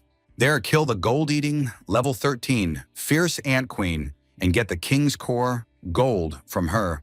It's better to gather 4 teams of at least 10 people of level 10. Frank wonders if the Queen Ant is really twice as strong as the King Mammoth.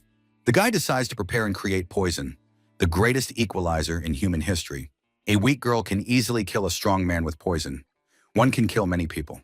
Any weapon that kills enemies is useful. Ricin is a very strong plant-based poison, 6,000 times more toxic than arsenic.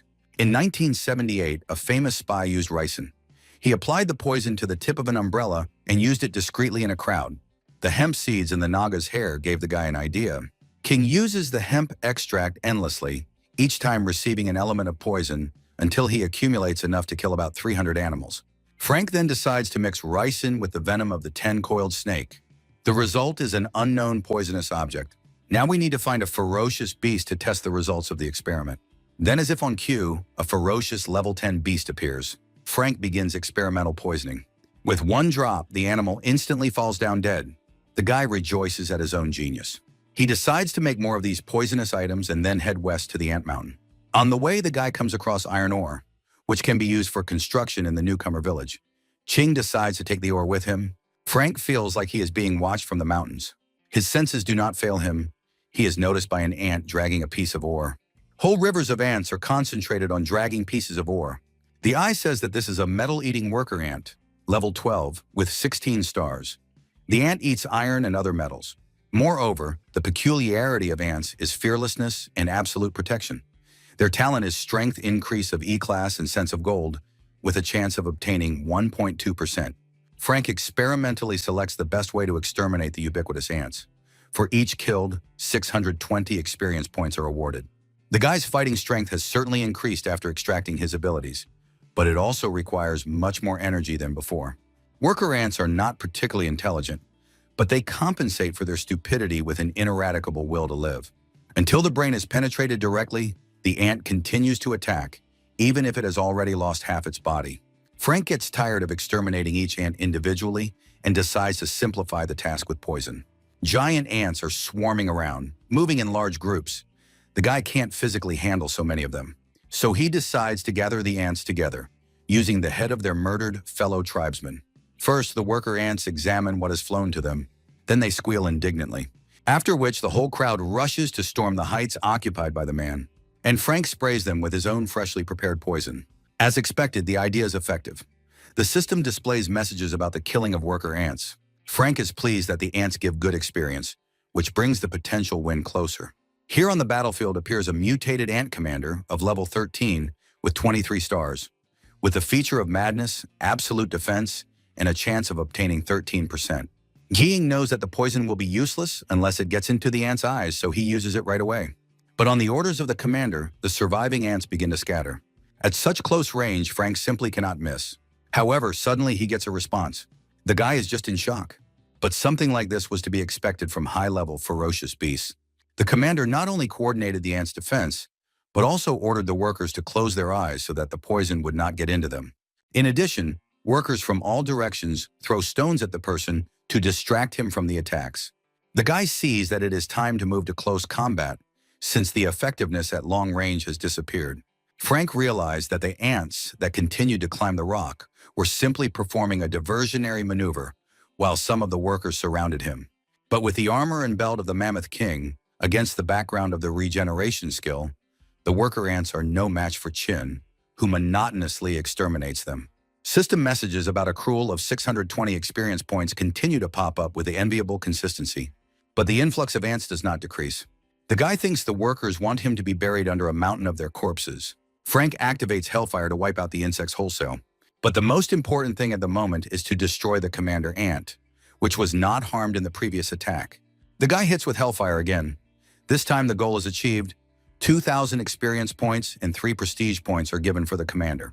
At the entrance to the nest, Ching wonders why the queen does not show up. Frank currently has 800 personal points, while village number 911 has only 867 points.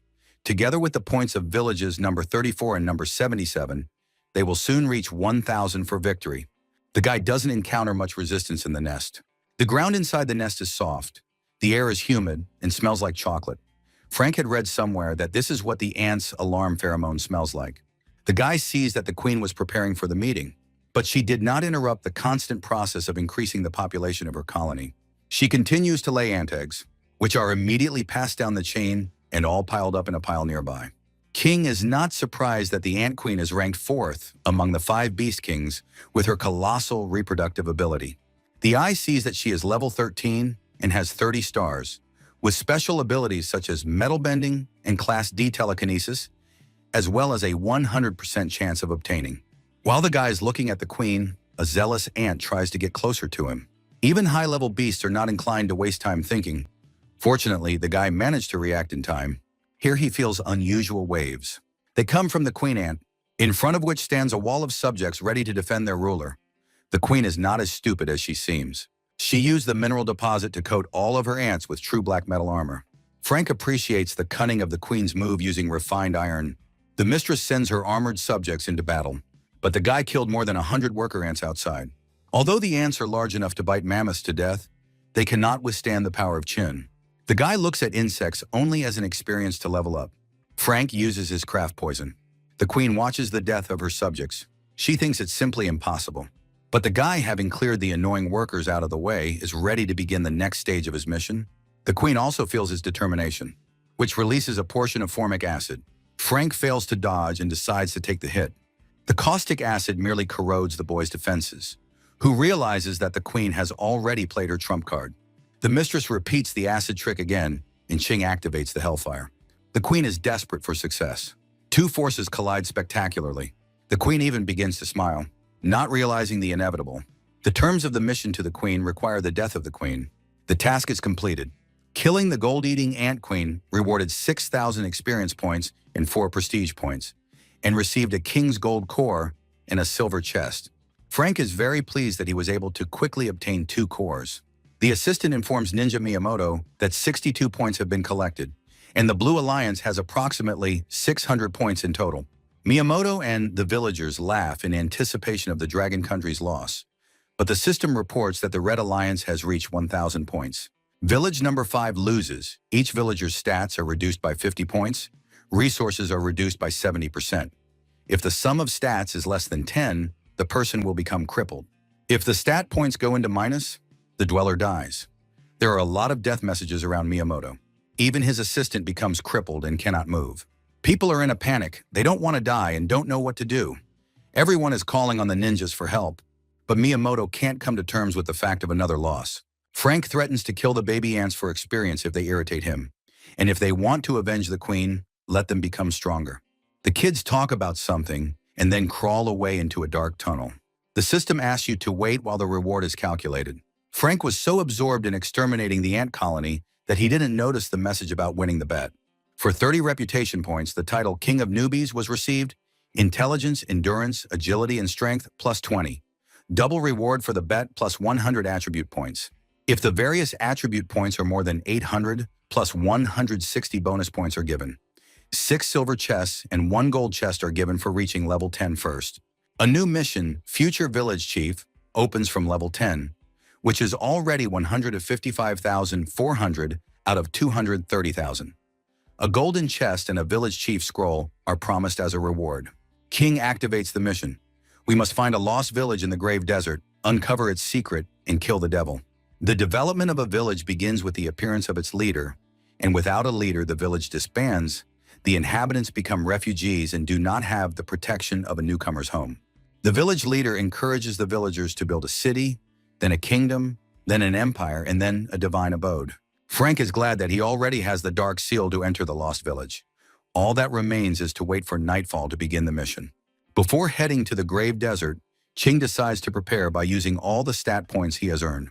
Now, the guy's combat rating is 47 stars. He has the talents of Metal and Darkness control of Class D, Telekinesis of Class D, Fire control of Class C. There is an improvement in Touch and Smell of Class F, an improvement in Vision and Hearing of Class E, and an increase in Intelligence of Class D.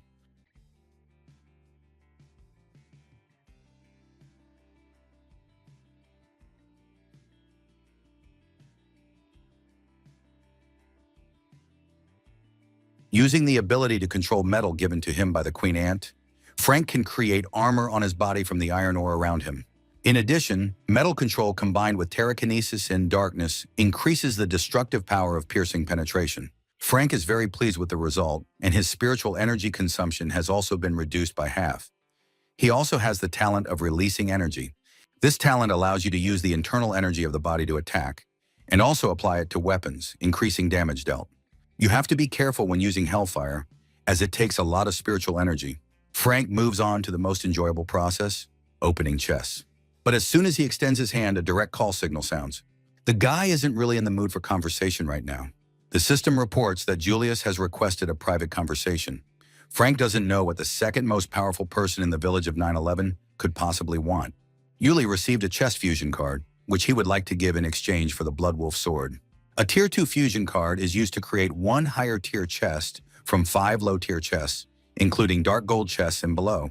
Kino remembers that a silver chest gives a 2% chance of a level 4 item, while a gold chest gives 98%, with the remaining 2% being a chance of a level 5 item. The guy believes that the others simply can't get enough chests, so the map is useless to them. Julius even thanks Frank for the exchange. The guy opens his first gold chest.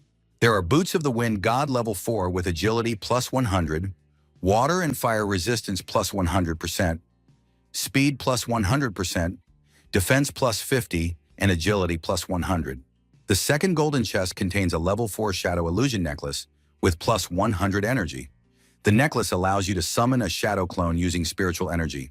A clone with half the master's fighting strength will fight in his stead if the master has the 6 senses talent. The guy has 8 silver chests.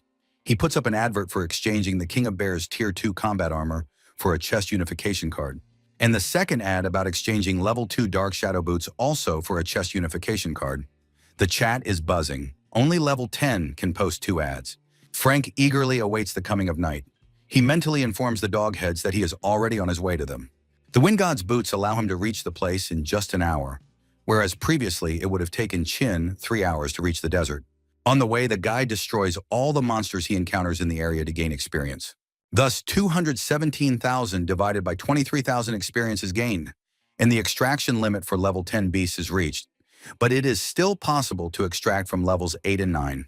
Arriving at the place, the guy habitually begins to fall into a mysterious place. The second time, the landing is much more successful. Just then, a portal appears, from which a clawed dog's paw protrudes. The dogheads emerge from the portal straight to their doom. The leader does not understand how Frank became so strong. King notes that a person can change a lot in 3 days. The guy came alone, and now the dogheads are no longer a problem for him. The evil creations of the level 10 Hell Soldiers with a strength of 20 stars no longer pose a threat to Frank at this point. King remembers that the leader boasted about his immortality, but the boy did not know about his weak spot at that time. After all, it's unlikely that you can resurrect if your head is blown to pieces. For killing a hellish soldier, you get 15 justice points and 1,000 experience. Another fragment of the Seal of Darkness falls out. Now you need to collect 7 dark crystals, remove the seal of the demonic altar, free and kill the demon. Killing the demon will cleanse the village. The first 10 people from the Blue Star world who complete the mission will be given a gold chest and 200 attribute points. Also, the first 10 people to complete the mission will have their stat points doubled. Ching is the 7th to activate the mission. Frank realizes that there are plenty of lurking rankers in the Blue Star world, so he must hurry to get into the top 10. The mission difficulty has been specially increased for village number 911 as it has won the bets many times. A fat man in flip-flops immediately attacks the guy. He declares that the level 10 rookie king will die before him, just like everyone else. But the hellfire interrupts the fat man's smug speech, cutting off his head from his shoulders. Killing a follower of the sealed demon of level 13 gives 7,000. Kang is sure that the level is not important if there is no power. He is also awarded 100 justice points. Window congratulates on level 11. Suddenly, someone from behind calls the fat man a piece of trash. The eye sees a level 14 demon follower with 50 stars of power. The eye also reveals that he was once the rookie king, but was killed by an evil demon and then resurrected with dark energy. King thinks that, if he dies here, he will also probably turn into another follower of the demon. The follower states that the fat man is the weakest of the whole company. The guy finds it cruel to speak about his fallen comrade in such a way. Frank offers to go immediately and apologize to him in person. The spearman objects that the guy is just a level 11 newbie. But Ching holds his own as a very worthy opponent. And Frank's punch is not weak at all. The guy doesn't understand at all what his level has to do with it. The follower smirks as if to say that he forgot to say that he shouldn't have been touched. He is able to freeze everything he touches, and now the guy will not be able to move. Frank finds himself trapped inside a block of ice.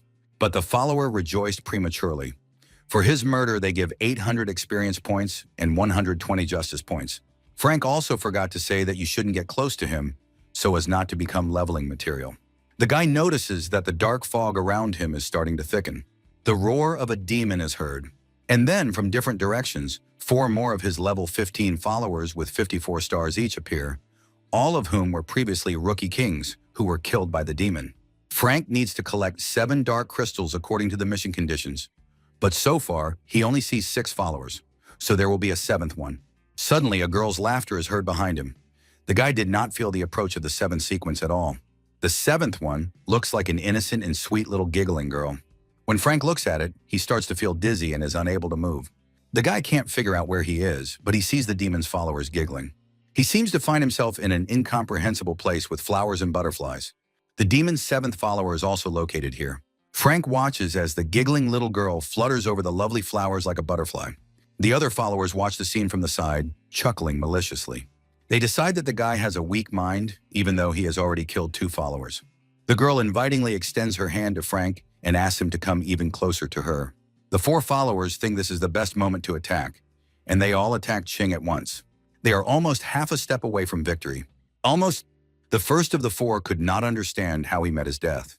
Frank just cuts him in half. The same fate befalls the 2nd follower, who doubted the guy's sanity. Ching agrees with his follower's opinion that the ideal moment to attack is indeed when the enemy is distracted by something. The surviving trio of followers are simply in shock.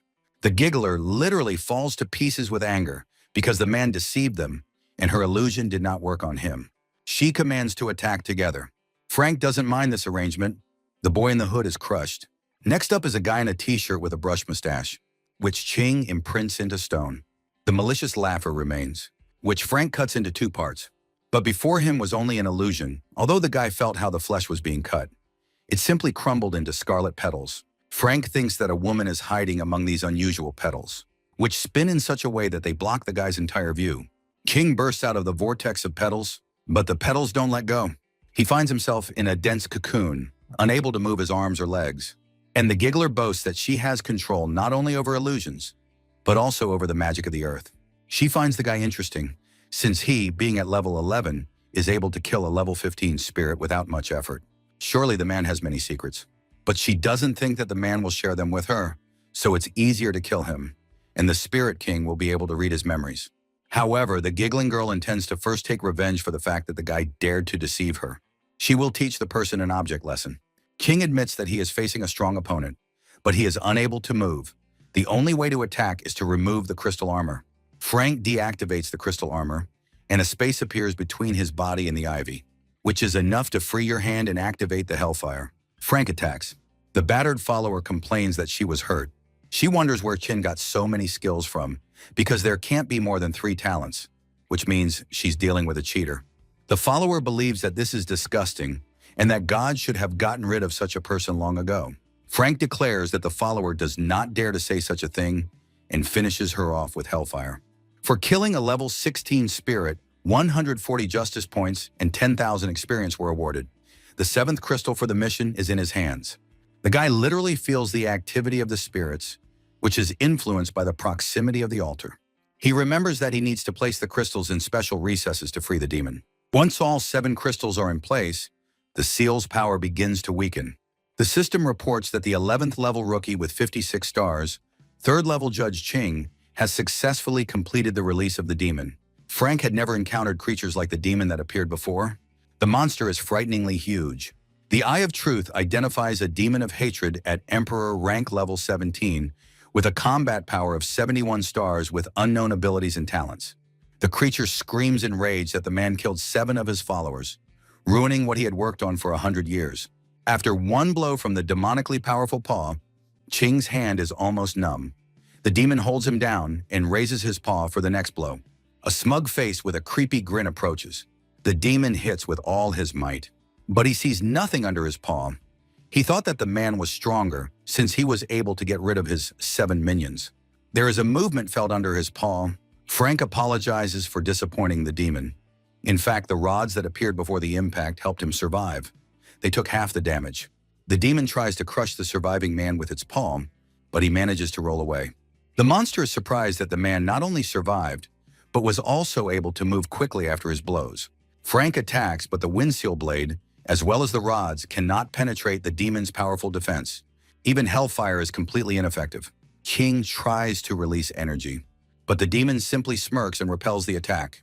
The monster chuckles that the cunning little people always have a lot of strange tricks. The guy had already tried everything, but had not caused the slightest harm to the monster. But Frank is not going to accept the failure of the mission. He understands that he is fighting just another boss who must have a weak spot. It attacks by striking at the movable joints of the bones. The demon screams that he will tear the little man into small pieces, and in turn attacks. The guy is not having an easy time. The demon broke all his bones with one blow, but he extracted the B-class healing skill from the giggling girl, which triggered the C-class regeneration. That's why the guy's injuries heal in literally seconds. King understands that with such a skill, he can simply wear out the demon. The monster roars that the man is still alive. Frank replies that only the demon will die. The system reports that rookie number 74 from district number 9321 has killed the demon of hatred and has risen to first place in the Blue Dragon Star. The guy realizes that one of the 10 has already completed the mission, so he should hurry. He attacks. The demon roars like mad. Frank decides to summon a ghost clone. Summoning requires the 6 senses skill, even though the clone only has half the master's power. Kin was lucky enough to find a spiritual fruit that enhanced his sense of taste, and finally all 6 of his senses were awakened. The guy can now use clone summoning and animal taming. The system reports that rookie number 877 from district number 1229 has killed a demon and has risen to second place in the Blue Star. And the demon can't understand why the man is so strong. He had been watching the man since he entered the village. His stats and fortitude were high, but not outstanding. The man was able to kill even the 7th follower, after which his body was enveloped in a strange glow. The system reports that the newcomer of village number 7 has killed a demon and taken 3rd place in the Blue Star. Frank uses his entire arsenal: poison, rods, energy release, and hellfire. The guy refuses to believe that such powerful techniques do not penetrate the demon's armor. The residents of Village 911 are watching the system messages about the progress of this mission with bated breath. The newcomer from number 622 took 4th place. People find it strange that there were no reports until noon, but once someone killed the demon first, reports started pouring in. People know that their village's quest is of increased difficulty. Some think that Ching might try again tomorrow. Julius has no doubt that the leader will cope today. Eventually, that's what happens. Frank takes 5th place in the Blue Star. Killing the demon has pretty much exhausted the guy. The system promises to increase the characteristics by 200% after creating a village.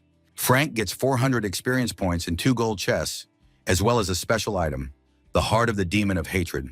The window offers to find out what happened here. It turns out that the end of the rookie test is not the end. When the protective barrier of this village was destroyed, heavenly punishment fell upon it. But the creature that appears does not notice the strength of even 100 people.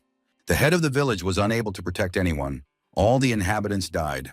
At the moment when the heavenly Punisher pierced him with his sword, the leader blamed himself for what happened, and hatred for the creature calmly flying away tore him apart. What caught the devil's attention? Who decided that it was entirely possible to work with such all-consuming hatred? And the devil took on the fallen head of the exterminated village, in which burning hatred continued to boil. Now the full picture emerges for Frank. It is clear that after death, the head of the village became a hostage of the devil, and the dark deity turned him into a demon of hatred, and his village became this place. This means that the village of newcomers will also face one last test in the form of heavenly punishment. The system reports that village number 74 has been officially established and named Polar Star. The residents of 911 are wondering when Ching will establish the village. They decide to call Boss Chin with this question. Frank answers and greets everyone. The residents didn't even expect to get through so quickly. King suggests that they first come up with a catchy name for their village. They decide to choose the name Dragon Pool. Frank agrees. The guy activates the village creation scroll. A beam of bright light falls on Village 911. The system announces that the reward has been doubled for the difficulty of the task. Each villager receives 80 points. The villagers rejoice. The window informs that teleportation to the hut is now available. The villagers can use it once a day, the elder 3 times a day. A curious resident decides to immediately test the innovation, and instantly he is transported to his hut. Everyone is delighted because energy is restored faster in the hut. In addition, you can return to the place from which you used teleportation.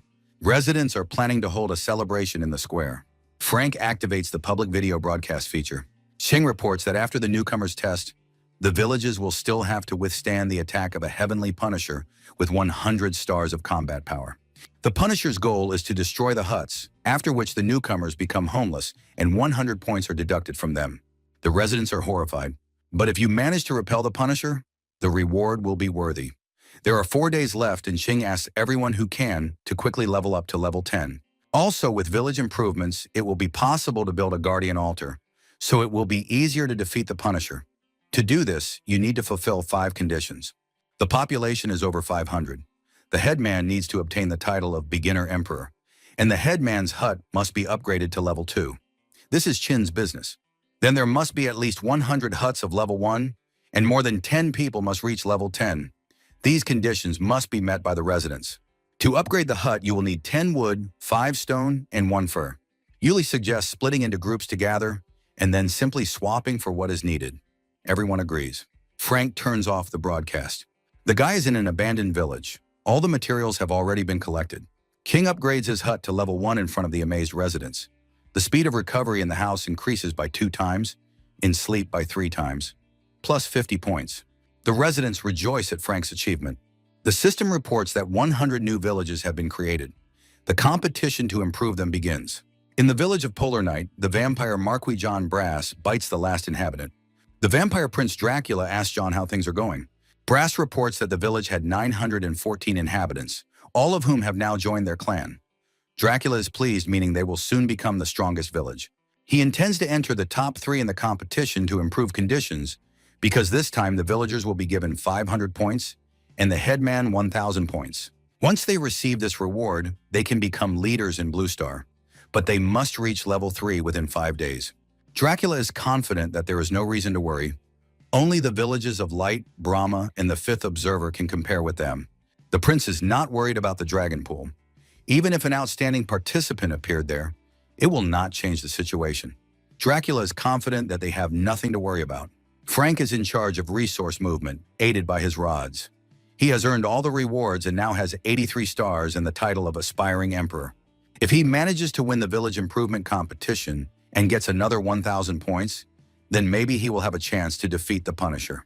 The third condition of the competition, to upgrade the headman's house to level 2. But for this, the only thing missing is a level 1 ice stone. And you can only get such a stone in the Lake of Horned Turtles. Frank confirms the contribution of resources to the system. The window informs that the village chief donated 723 wood to the village and received 723 contribution points. Also 361 stone for 361 contribution points. Frank simply collected everything he could from the lost village. Ching activates an exchange channel where resources can be donated. The guy also connects the source of the heavenly path, where you can get household items and kitchen utensils. There are also primary energy stones, which can be used to obtain 100 energy without killing animals. Now, residents without combat talents can live normally, and then professions will appear from miners to butchers and carpenters. The dragon pool has enough resources to feed and provide occupation for such people, who will also be able to raise their level. Frank takes a running leap into the lake, lost in thoughts of the future prosperity of the dragon pool. However, there is nothing to breathe underwater. The guy is forced to surface. Moreover, Ching is not the only one to emerge. Frank didn't stay inside the monster for long, but he did gain a new C-class talent, Water Spirit. Now the guy has gills, and he breathes calmly underwater to the surprise of the pond's inhabitants, which immediately becomes cramped for space. And Ching had already found and tamed a means of transportation that resembled a crocodile. It turns out the lake is huge. More than an hour has passed, but the guy hasn't found a single icy stone yet.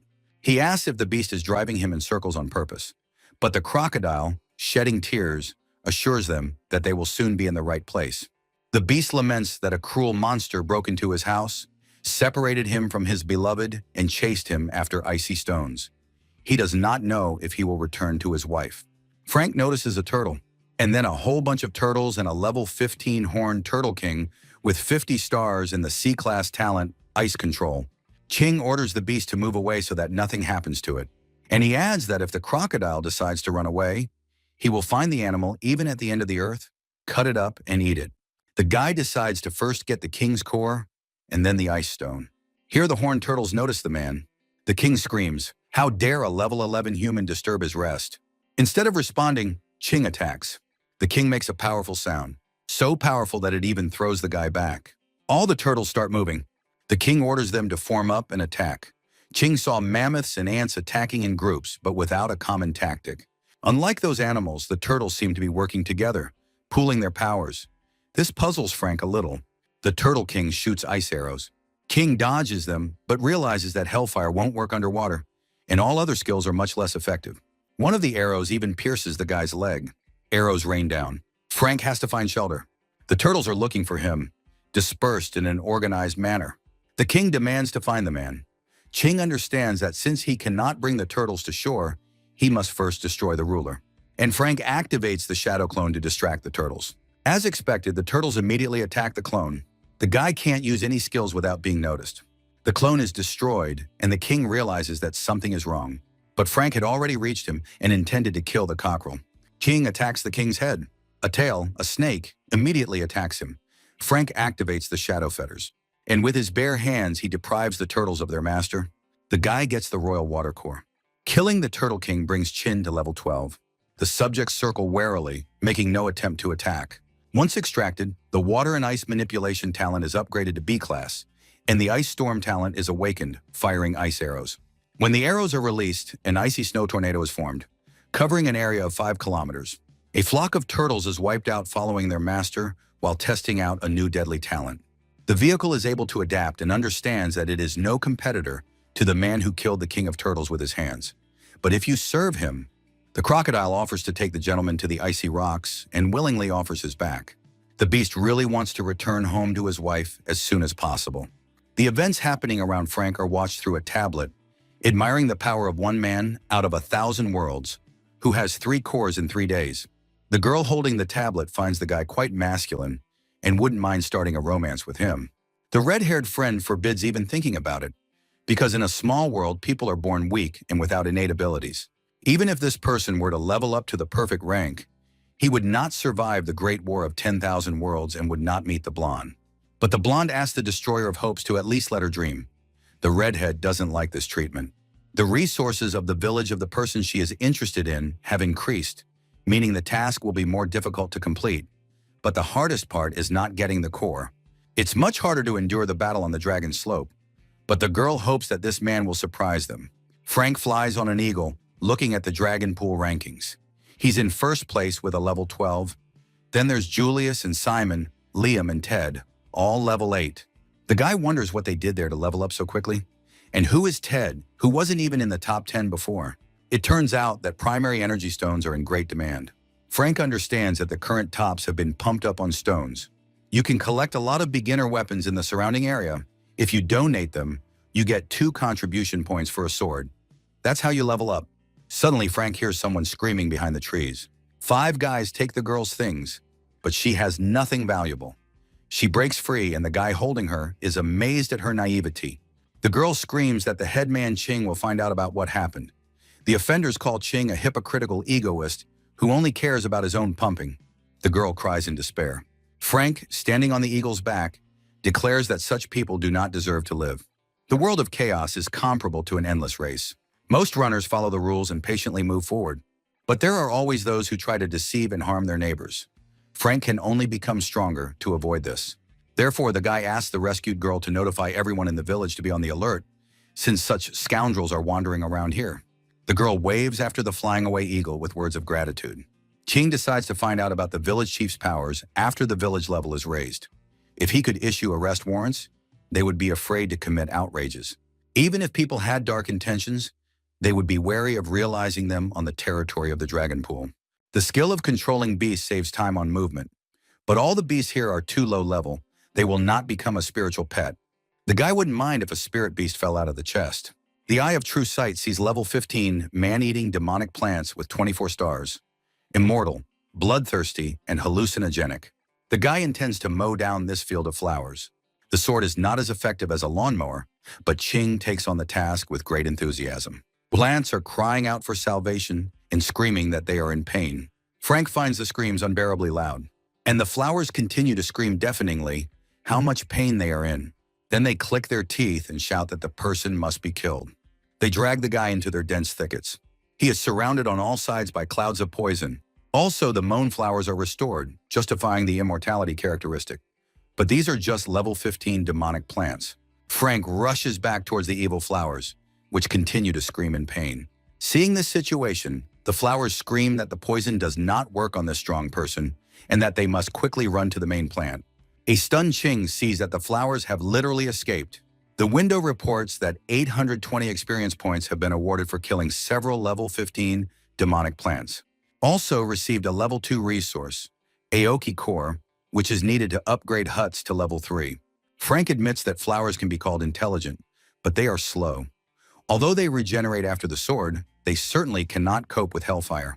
By killing all the flowers, the guy will get about 100,000 experience points. His combat power is already 87 stars, and the pumping speed only encourages him even more.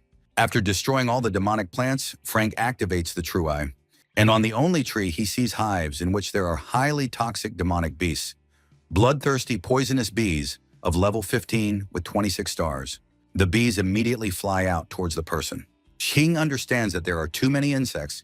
It will be too difficult to defend. It's worth trying out new talents. Frank activates Ice Storm. Under a hail of ice arrows, the demonic bees die like flies, and the person gets points for killing them. Ching goes to level 13. The guy is very pleased with his new skill, which killed 3,000 bees in an instant. Now it's the turn of the demonic plant, the Royal Rank Dry Tree Witch, level 16, with 53 stars. The eye speaks of 100% danger in the peculiarities of immortality, aging, and control. The tree takes the form of a woman with long hair and closed eyes. The witch opens her green eyes and waves her spiky hair in all directions. The witch is glad that after many years at least someone dared to enter the forbidden zone. Otherwise, she really misses tasty human blood. And around, the already familiar hallucinogenic man-eating flowers appear. More hives appear on the thorny hair, from which a demonic beast flies out. A level 15 golden queen bee with 47 stars. This is the witch's poison guard. Frank notices that the guard arrived on time. He commands insects to follow his orders. Even bees, pierced through by ice arrows and deprived of body parts, rise into the air at the guy's command. The guardian queen attacks the guy, saying that she will kill him. The first of the bees summoned by Ching flies to her. The bees attacking the queen look more like zombies and are clearly not strong, but they stick to the body of the bewildered queen. There is an explosion.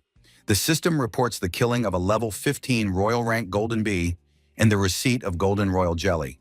It's clear that a bunch of dead, bloodthirsty bees could never harm the queen bee, so Frank used a military trick. King used his beast control skill to make the bees fight for him, and at the right moment, he activated the hellish flames in their bodies. The witch does not understand how it was possible to master the opposite skills of Ice and Tribe. The guy uses poisonous bees as kamikazes, blowing them up as soon as they reach their intended target.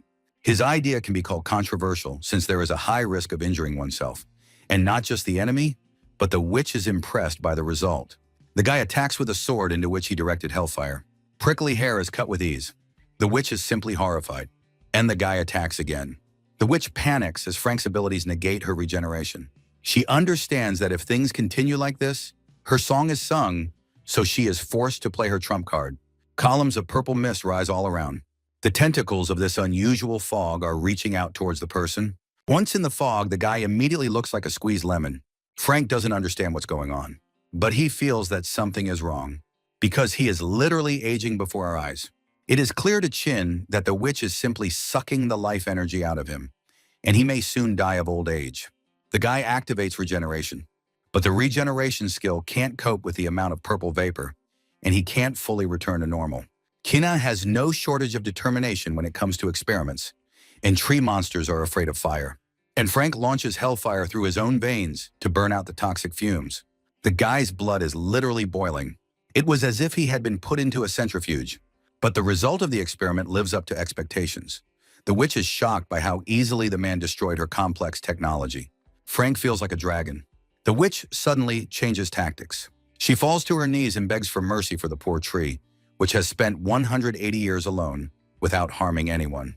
Everyone came to her for the royal core, which she is ready to voluntarily give up now. The witch shows the core.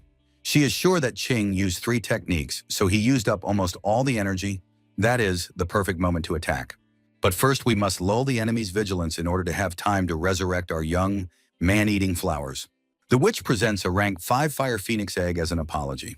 The egg is the descendant of a sacred legendary beast, patron of the South. Phoenix is incredibly strong and will be indispensable as a helper. While the witch stalls for time, Ching wonders if he looks like a fool. The cannibal flowers were making such a noise behind him that the boy couldn't even pretend he didn't hear anything. Hellfire incinerates flowers to the roots. Frank expected that a level 16 witch would have more special skills than the other kings, but he clearly overestimated her. The witch's last words before her head parted from her body were a mention of the fire demon king. Killing the withered tree witch yields 1,000 experience points, a silver chest, and 4 reputation points. Extracted the talent Synergy of the 6 Senses. Synergy evolves to Class B, which improves the Shadow Clone skill. 2 clones can be summoned at the same time. The skill of controlling beasts is also improved. Now you can increase the combat power of pets by 60%, and Ching just got himself a pet. To speed up the incubation process, the Phoenix Battle Pet egg can be fed with life force. Legends say that the descendant of the sacred beast has incredible potential and powers beyond comprehension, as stated by the Eye of True Sight. Frank knows that human combat power is up to 100 stars. From 100 stars is the earthly level of power, and from 1,000 stars is the heavenly level of power. Here the 5th rank pet is finally born. The chick is incredibly cute. Frank touches the chick with his finger, and literally sees what a handsome man he will grow up to be. Now a level 1 fire phoenix with the power of 50 stars. The Eye states that the characteristics are the bloodline talent of B-class ancestral divine blood, space control, and A-class flame law. Also, the Phoenix's characteristics include evolution and absolute loyalty. And if Frank's skill increases the Phoenix's combat power by 60%, there will be 80 stars, which will come in handy in the upcoming battle with the Heavenly Punisher. The boy names the chick Light Ray, and using the synergy of the 6 senses, establishes a family bond with the pet. Phoenix is born from the blood and spirit of Chin. The system reports that contact with the battle pet Light Ray has been established. Ching feels that no one in the world is as devoted to him as the chick fluttering around him. It turns out that the synergy of the 6 senses also allows one to understand the language of the Phoenix, eliminating the communication barrier. And at the moment, Ray is very hungry, which he keeps squeaking about. Frank wonders if the Phoenix eats animal or human flesh, as it recently killed several troublemakers in the forest. Ray is still a chick, and Chin has to use another flying animal to get around. Svetli Luchik doesn't eat human flesh, but the guy has no idea what to feed his pet.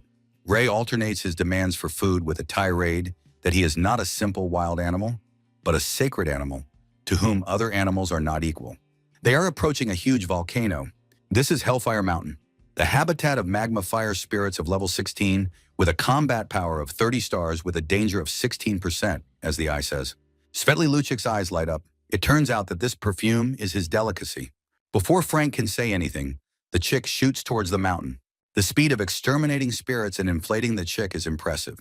In addition, for each spirit killed, Chin is awarded 910 experience points. Newborn phoenixes have an excellent appetite. The guy is happy that while the pet is eating and practicing killing monsters, the owner is awarded experience points. Spirit vouchers, rank 2 cards that can be exchanged for prestige points, drop periodically. Each player can use 10 cards. Frank estimates that there are about 300 magma spirits living here, which means that when Ray finishes having fun, there will be about 100 vouchers. The guy exchanges the allowed 10 perfume vouchers for 10 reputation points, which already amounts to 87. Frank places the remaining vouchers in the exchange channel so that the people in the village can improve faster. The system reports that the battle pet has reached level 2 with a combat power of 60 stars. The spirits are exterminated by the second level chick with even greater passion. Shown here is a level 16 Magma Fire Spirit King with 52 stars and 100% danger. The king apparently intends to make an attempt to stop the extermination of his subjects. Neither power nor size nor royal regalia faze the fearless Ray in the least, who attacks without thinking. The guy sees that the king of fire spirits is no match for Light Ray at all and decides to see how things are going in the dragon pool. 9 people have already reached level 10 and 95 huts have been upgraded to level 1. In the trade offers, someone wants to trade with Chin. 3 level 3 items for a level 3 machete. Bright Ray is busy overthrowing the king. The resident who offered the exchange adds that the items are level 3, but they are contaminated with corrosion, so they can actually be given level 2. We are talking about the right and left ring bracelets, plus 10 to agility, plus 30 to strength, and plus 100% resistance to darkness for each bracelet. And about a pair of nameless bracers with plus 20 to health and defense, plus 100% resistance to darkness.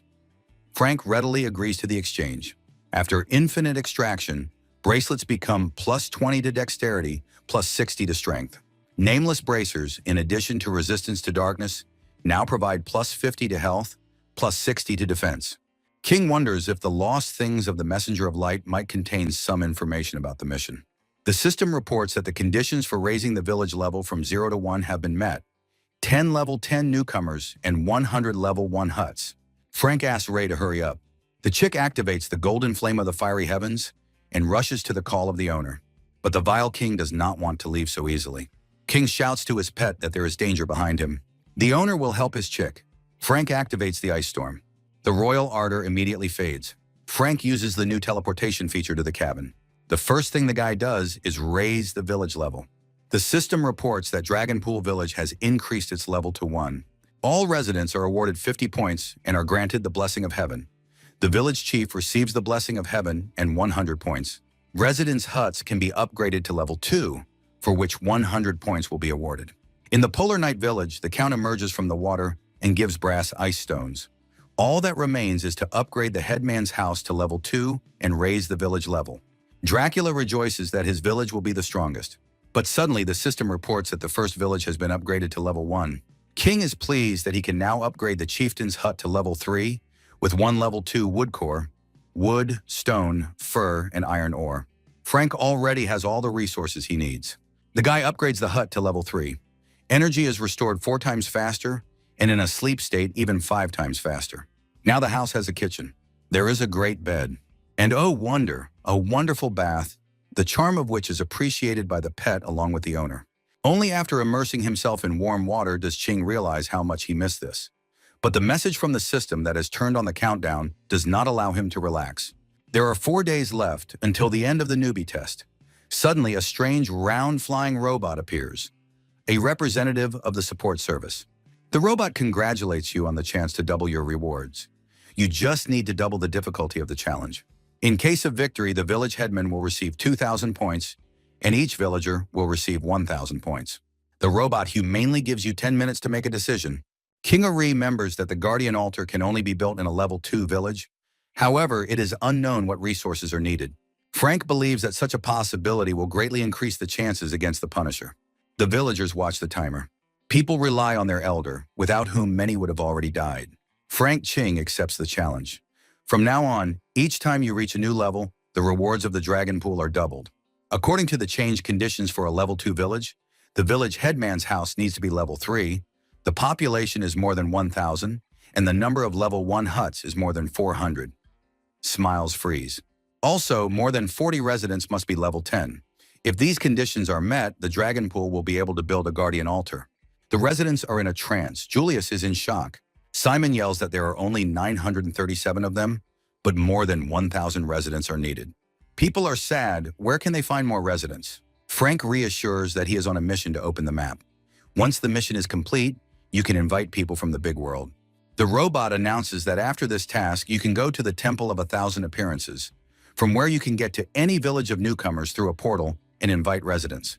People are buzzing that in the first district alone, people from the Dragon Country live in 17 villages.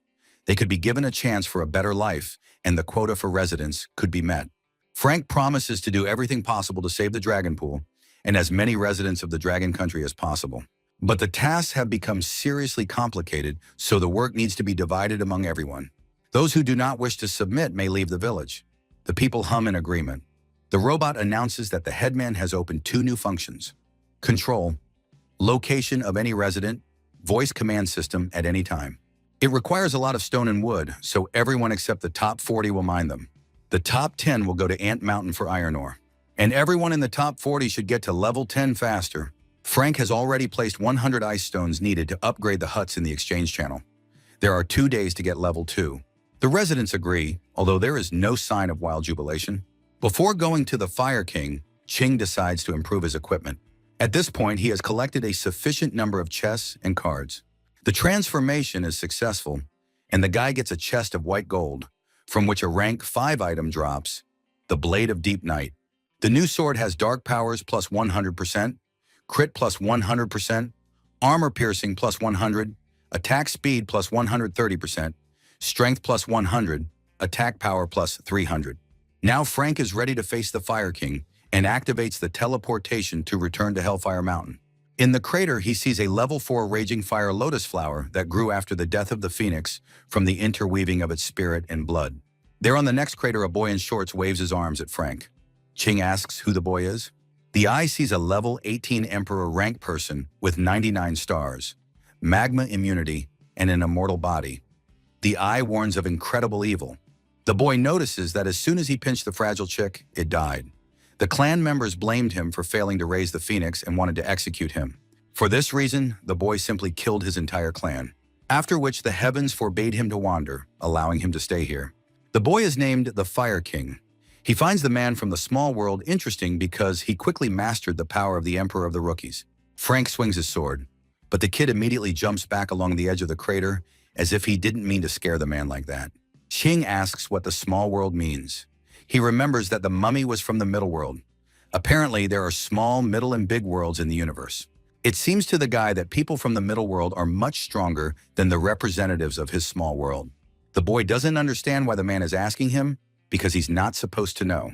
The capricious child is tired of talking and wants to move on to active actions. The boy summons bloodthirsty and aggressive mutated glass dragons of level 18 with 37 stars. The evil child orders the dragons to kill the man. Frank notes that only 37 stars means the kid is simply underestimating his opponent. The guy sends ice arrows with hellfire towards the dragons, which plunge straight into the evil, gaping dragon mouths. Killing a glass dragon will reward you with 4,100 experience points, 3 reputation points, and fire glass. Frank believes that fire glass is some kind of new resource. The guy continues to destroy mutated dragons. The new sword is great at cutting through beasts' mouths, and the angry child claps his hands looking at the flying dragon fangs. Watching glass dragons being killed delights him, just like normal children do watching their favorite cartoons. The kid wants to see how strong the Emperor of level 15 newbies is. The boy's strength puzzles Frank. The little brat summons a fire golem. The robot signals that the target has become more dangerous. King realizes that it was this monster that reached out to his chick when he was revolutionary and smashing the leader of the magma spirits. But the Eye of True Sight says that the monster is a level 19 Hell Demon King, although it is an Emperor rank, but it is a 100-star monster. Frank should be able to handle it. The boy playfully commands the man to die, but the man does not die. The Fire King admits that the enemy does have some skills. The young man wonders how long a person can hold out. The fire golem pounces on the guy with its entire giant body, intending to crush him with its fist like a fly. Frank withstands the hellish onslaught of the monster. However, the mountainside on which the boy is standing cannot withstand the pressure. The rock begins to crumble. The slope just explodes. But Ching manages to jump back to a safe distance. It is clear that the golem is controlled by a boy. We need to deal with the little sadist, and the giant problem will disappear. Frank tells Ray to find a safe place. The guy decides to attack the Fire King, manages to wound the boy's hand. The golem gets the same wound. The Fire King clearly didn't expect this outcome. The golem immediately attacks the man. The guy is saved by a protective dome. Ray is worried, but Sin explains that he is the golem's enemy, and the chick must fly away to a secluded place. Moreover, Frank was convinced that if he wounded the boy, the same wound would appear in his golem. The guy activates the shadow bonds, which completely bind the king. And as expected, the fire golem is also pacified. King rushes towards the smiling boy. He simply grins. An explosion occurs. The battered Fire King declares that he has begun to hate man. Svetly Luchik is concerned about the current situation. Frank doesn't understand what the king's body is made of, if it can easily withstand blows from a level 5 sword. The guy is clearly missing something. Even a small brat should have a weak spot. The blade aimed at his forehead does not bother the king at all. Much to Frank's surprise, the king praises the sword, saying he would like to have a blade like that too. Man and monster literally collide heads. The guy is very irritated by the nonsense that the boy keeps talking. And he stretches his hand up and declares that he has played enough. Pink clouds are gathering over the king, from which a spear appears. And it falls right into the hands of a boy greeting a man in hell. The boy rushes in to attack. The fight begins. At a certain point, the Fire King finds himself in the air. That's when Frank activates the energy release. An arrow of released human energy pierces the small monster through and through. The wound is quite noticeable. But alas, not fatal for the malicious but immortal boy. Frank wonders, is this really the full power of an Emperor-class being? The boy notices that the man is very ignorant. When you reach 100 stars in combat power, you must pass the martial arts test. Otherwise, it will just be the peak of the human level. After an Earth-level master passes the martial arts test, his body is transformed by the heavenly path. It is clear to Chin that the kid took his words about the Emperor's class as about the earthly level, so he is ranting at the same time enlightening the guy. The king is confident that an Earth-level master can easily crush a human, even with the power of only 100 stars. Frank notes that the king apparently did not become an earthly master, which means he is not even close to being the Punisher's equal. The kid supposedly sees right through Chin and won't enlighten him. Shket is sure that even if a person erects a guardian altar and becomes a master of the earthly level, he will not be able to save anyone in the dragon pool. Because this village is just a pathetic pile of trash, and the Fire King doesn't need a Punisher to destroy the person right now. Frank is amazed at the level of the king's arrogance, but realizes that the task of defeating the Punisher will be very difficult, so he must quickly open the map. When moving to the earthly level, the master undergoes a serious transformation. But a human-level master with 130 stars will defeat the earthly level of 100 stars. The Fire King understands that the power of the person standing before him is not 130 stars, but his attack power was like that of a half-earth-level master. But the boy is already tired of all this. He is going to put his strength into one blow to kill the man. The fire golem appears again. The kid orders the golem to kill the man. The golem attacks. Frank claims he's seen these techniques before, and they won't work. The king does not agree with him. A spear pierces a man's chest. The boy declares that the golem should not repeat all his movements. The golem has no brains, but it can simply wave its arms and destroy everything around it. However, over the long years of coexistence, the golem sometimes understands the king and can even kill an enemy without the direct control of the ruler. Frank realizes that he was injured due to his own carelessness in a world where one must always remain vigilant. But once the spear leaves the body, the regeneration skill will be able to heal the wound. The king threatens to get angry because the man does not listen to him. The golem, as if having read the thoughts of its master, begins to destroy everything around it. Svetly Luchik desperately rushes to the rescue of his owner, but a golem stands in his way. The chick attacks fearlessly. The golem fends off the phoenix attacks in a helpless manner. The kid corrects the actions of the stupid giant, and he immediately grabs the chick in his fist, and then he just unclenches his hand. Frank lies there thinking that if he doesn't win, how will he protect the village and the lives of over 900 people? The guy just can't lose. Before the eyes of the astonished king, the man stands up on his feet. The boy acknowledges the inhuman willpower and strength of the enemy. Frank is spurred on by the fact that the kid dared to mock his pet in front of his owner. Ching attacks, shouting that it is impolite. At the same time, the guy activates the shadow clone and shadow bonds. The kid doesn't understand what's happening. Now Frank reproaches the king for not listening to him. King repeats that the shadow bonds have been activated. The Fire King is very surprised. Moreover, he is concerned about the situation. And Frank doesn't understand how he could let some brat do something like that. For killing the king, 3,000 experience points, 9 reputation points, and 300 responsibility points were awarded. The core of the Fire King was received for the mission. King is awarded the title of Newcomer Emperor for accumulating 100 stars of combat power and more than 100 reputation points. Physical parameters, agility, strength, and energy are raised by 80 points each. The Ray warns of danger. This fire golem refuses to calm down even after the death of its master. Frank activates a blinding hellfire, and the system awards 890 experience points for killing a level 17 golem. Ray admires his owner, but he sees that the guy is distracted by something. This robot informs Frank that he is qualified enough to pass the martial arts test. To do this, you need to go to the Temple of 1,000 Appearances in the big world. During the test, the body will be transformed by the power of the heavenly path, and the title of Earthly Master will be awarded. The higher the boy is rated during the test, the greater the transformation power will be, and the more benefits will be received. The support service recommends to become stronger and strengthen your base. The guy activates regeneration on the pet. First, he is going to upgrade the village to level 2. The system reports that resident Simon has upgraded his hut to level 2 and his combat power to 30 stars. Frank has 10 points. The robot explains that a chieftain with a human-level combat power gains points when his villagers upgrade their huts and increase their level. It turns out that being a headman is also profitable. King estimates that if each of the 937 residents increases their combat power to 30 stars, they will receive 9,370 points. If only it had hundreds of millions of inhabitants, then the boy would have the power of a god. Here the robot asks the guy to come down to Earth and not indulge in empty illusions. The guy decides to contribute to the development of the inhabitants of the Dragon Pool in order to get a return in points.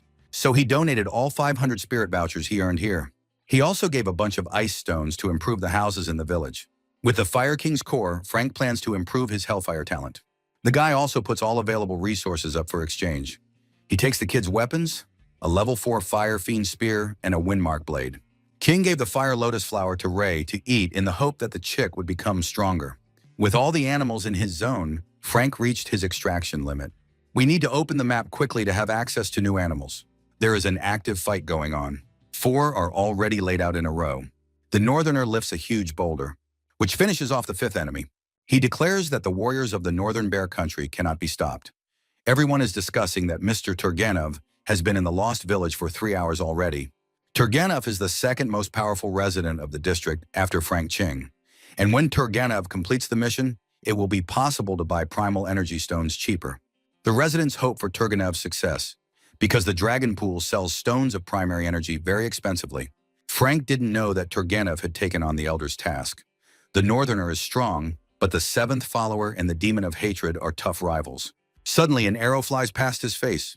The guy is indignant that attacking from behind the fog is not a manly act.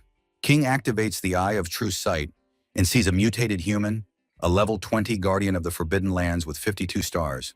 The man from the small world was resurrected by the heavenly forces after his death in the last great battle of 10,000 worlds and made a guardian. The guardian releases his arrow again. Frank doesn't know if the next great battle might start on Blue Star, but he catches the arrow with just his hand. The guardian is shocked that a man from a small world was able to stop a light arrow with his bare hands. The guy sends the arrow back with the thought that the more people he meets, the more questions arise. An arrow pierces the head of the guardian of the Forbidden Lands of Zone Number 1. The kill awards 5,000 experience points and 100 responsibility points. The fallen guardian turns into a statue. Frank sees many similar statues around him, like an abandoned sculpture park, and there is a strong smell of blood. In the center of the sculpture field, a man sits on a pedestal, greeting a boy by name. The eye sees a guardian of the Forbidden Lands of the Emperor class. A level 20 person with 109 stars and talents of the mystery of earth and gold, wind and light control. The eye sees that he was a dragon tamer from the middle world who fell in one of the battles. The guardian had been watching the boy since he had secretly finished off a rodent and then a strong undead creature, and decided that Ching was the strongest in 1,000 years. For this reason, the guardian intends to destroy the guy. The dragon tamer attacks. King parries and counterattacks. The guardian is puzzled. It looks like fire, but it's cold, so it's hellfire. The tamer is impressed that the boy was even able to sneak up on him unnoticed. Here Frank strikes. The Guardian does not have time to understand what exactly happened. Ching doesn't see the system notification, which means the Guardian will be resurrected. This is what happens. The resurrected one complains that with age, skills are lost. But he would have put up a real fight to the guy if he had lived. Frank is tired of chattering. He intends to repeat the attempt to kill the talkative Guardian, more than once, if necessary. But the inhabitant of the middle world smiles and offers friendship. Frank wonders if he intends to bribe him with some dragon blood fruits. These fruits awaken the talent of blood. The more you eat, the higher the concentration of true dragon blood. And if the concentration reaches 3%, then hereditary skills can be awakened. King asks the Guardian what he can tell about the martial arts test. He explains that it is a gift from the heavenly path. The test results are divided into 5 levels. You can pass them with a low, medium, high, special, or divine level. And 99.9% of people pass them at a low level. Only 0.1% get an average level. 1/1000% of people get a high level. The Guardian came to the tests among 1 billion people from the middle world. Then only a few got the high level. Not all geniuses with the title of Emperor of Novices were able to reach a high level before completing the novice trial. Only 1 person out of 100 billion gets a special level. Even in the big world, it is difficult to find such people.